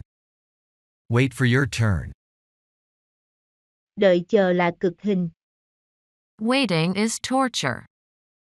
Waiting is torture. Đánh thức tôi dậy sớm mai nhé. Wake me up early tomorrow. Wake me up early tomorrow. Hãy rửa tay trước khi ăn. Wash your hands before eating. Wash your hands before eating. Rửa tay bằng xà phòng nhé. Wash your hands with soap. Wash your hands with soap. Chúng ta lạc đề rồi. We are off topic. We are off topic. Chúng tôi uống mỗi người một lon. We drank a can of each. We drank a can of each. Chúng tôi tận hưởng thời gian bên nhau. We enjoyed our time together. We enjoyed our time together. Chúng tôi bị mắc mưa. We got caught in the rain. We got caught in the rain. Chúng ta cần nói chuyện. We need to talk. We need to talk. Chúng ta nâng ly chúc mừng cặp đôi. We toast to the couple. We toast to the couple. Chúng ta đều chung cảnh ngộ. We're all in the same boat. We're all in the same boat. Bạn đang phàn nàn về điều gì? What are you complaining about? What are you complaining about? Bạn đang nói về cái gì vậy? What are you talking about? What are you talking about? Tối nay bạn định làm gì? What are you up to tonight? What are you up to tonight? Triệu chứng của bạn là gì? What are your symptoms? What are your symptoms? Ngọn gió nào đưa bạn đến đây? What brought you here today? What brought you here today? Bạn đang kinh doanh gì? What business are you in? What business are you in? Bạn thích màu gì? What color do you like? What color do you like? Tôi nên làm gì bây giờ? What should I do now? What should I do now? Mấy giờ bạn lên máy bay? What time are you boarding the plane? What time are you boarding the plane? Bạn rảnh khi nào? What time are you free? What time are you free? Mấy giờ bạn tan làm? What time do you get off work? What time do you get off work? Nó bắt đầu lúc mấy giờ? What time does it start? What time does it start? Bạn đang nghĩ gì vậy? What's on your mind? What's on your mind? Hai người gặp nhau khi nào? When did you two meet? When did you two meet? Tôi có thể đổ xe ở đâu? Where can I park my car? Where can I park my car? Bạn tìm thấy nó ở đâu vậy? Where did you find that? Where did you find that? Bạn để nó ở đâu? Where did you leave it? Where did you leave it? Màu nào hợp với tôi nhất? Which color suits me best? Which color suits me best? Bạn đau ở đâu? Where does it hurt? Where does it hurt? Bạn thích cái nào nhất? Which one do you like best? Which one do you like best? Bạn học ở trường nào? Which school do you attend? Which school do you attend? Sao bạn vội vàng vậy? Why are you in a hurry? Why are you in a hurry? Sao bạn đến muộn thế? Why were you late? Why were you late? Bạn hơi say rồi. You're slightly drunk. You're slightly drunk. Tại sao bạn lại tiêu cực như vậy? Why are you being so negative? Why are you being so negative? Bạn chọn cái nào? Which would you choose? Which would you choose?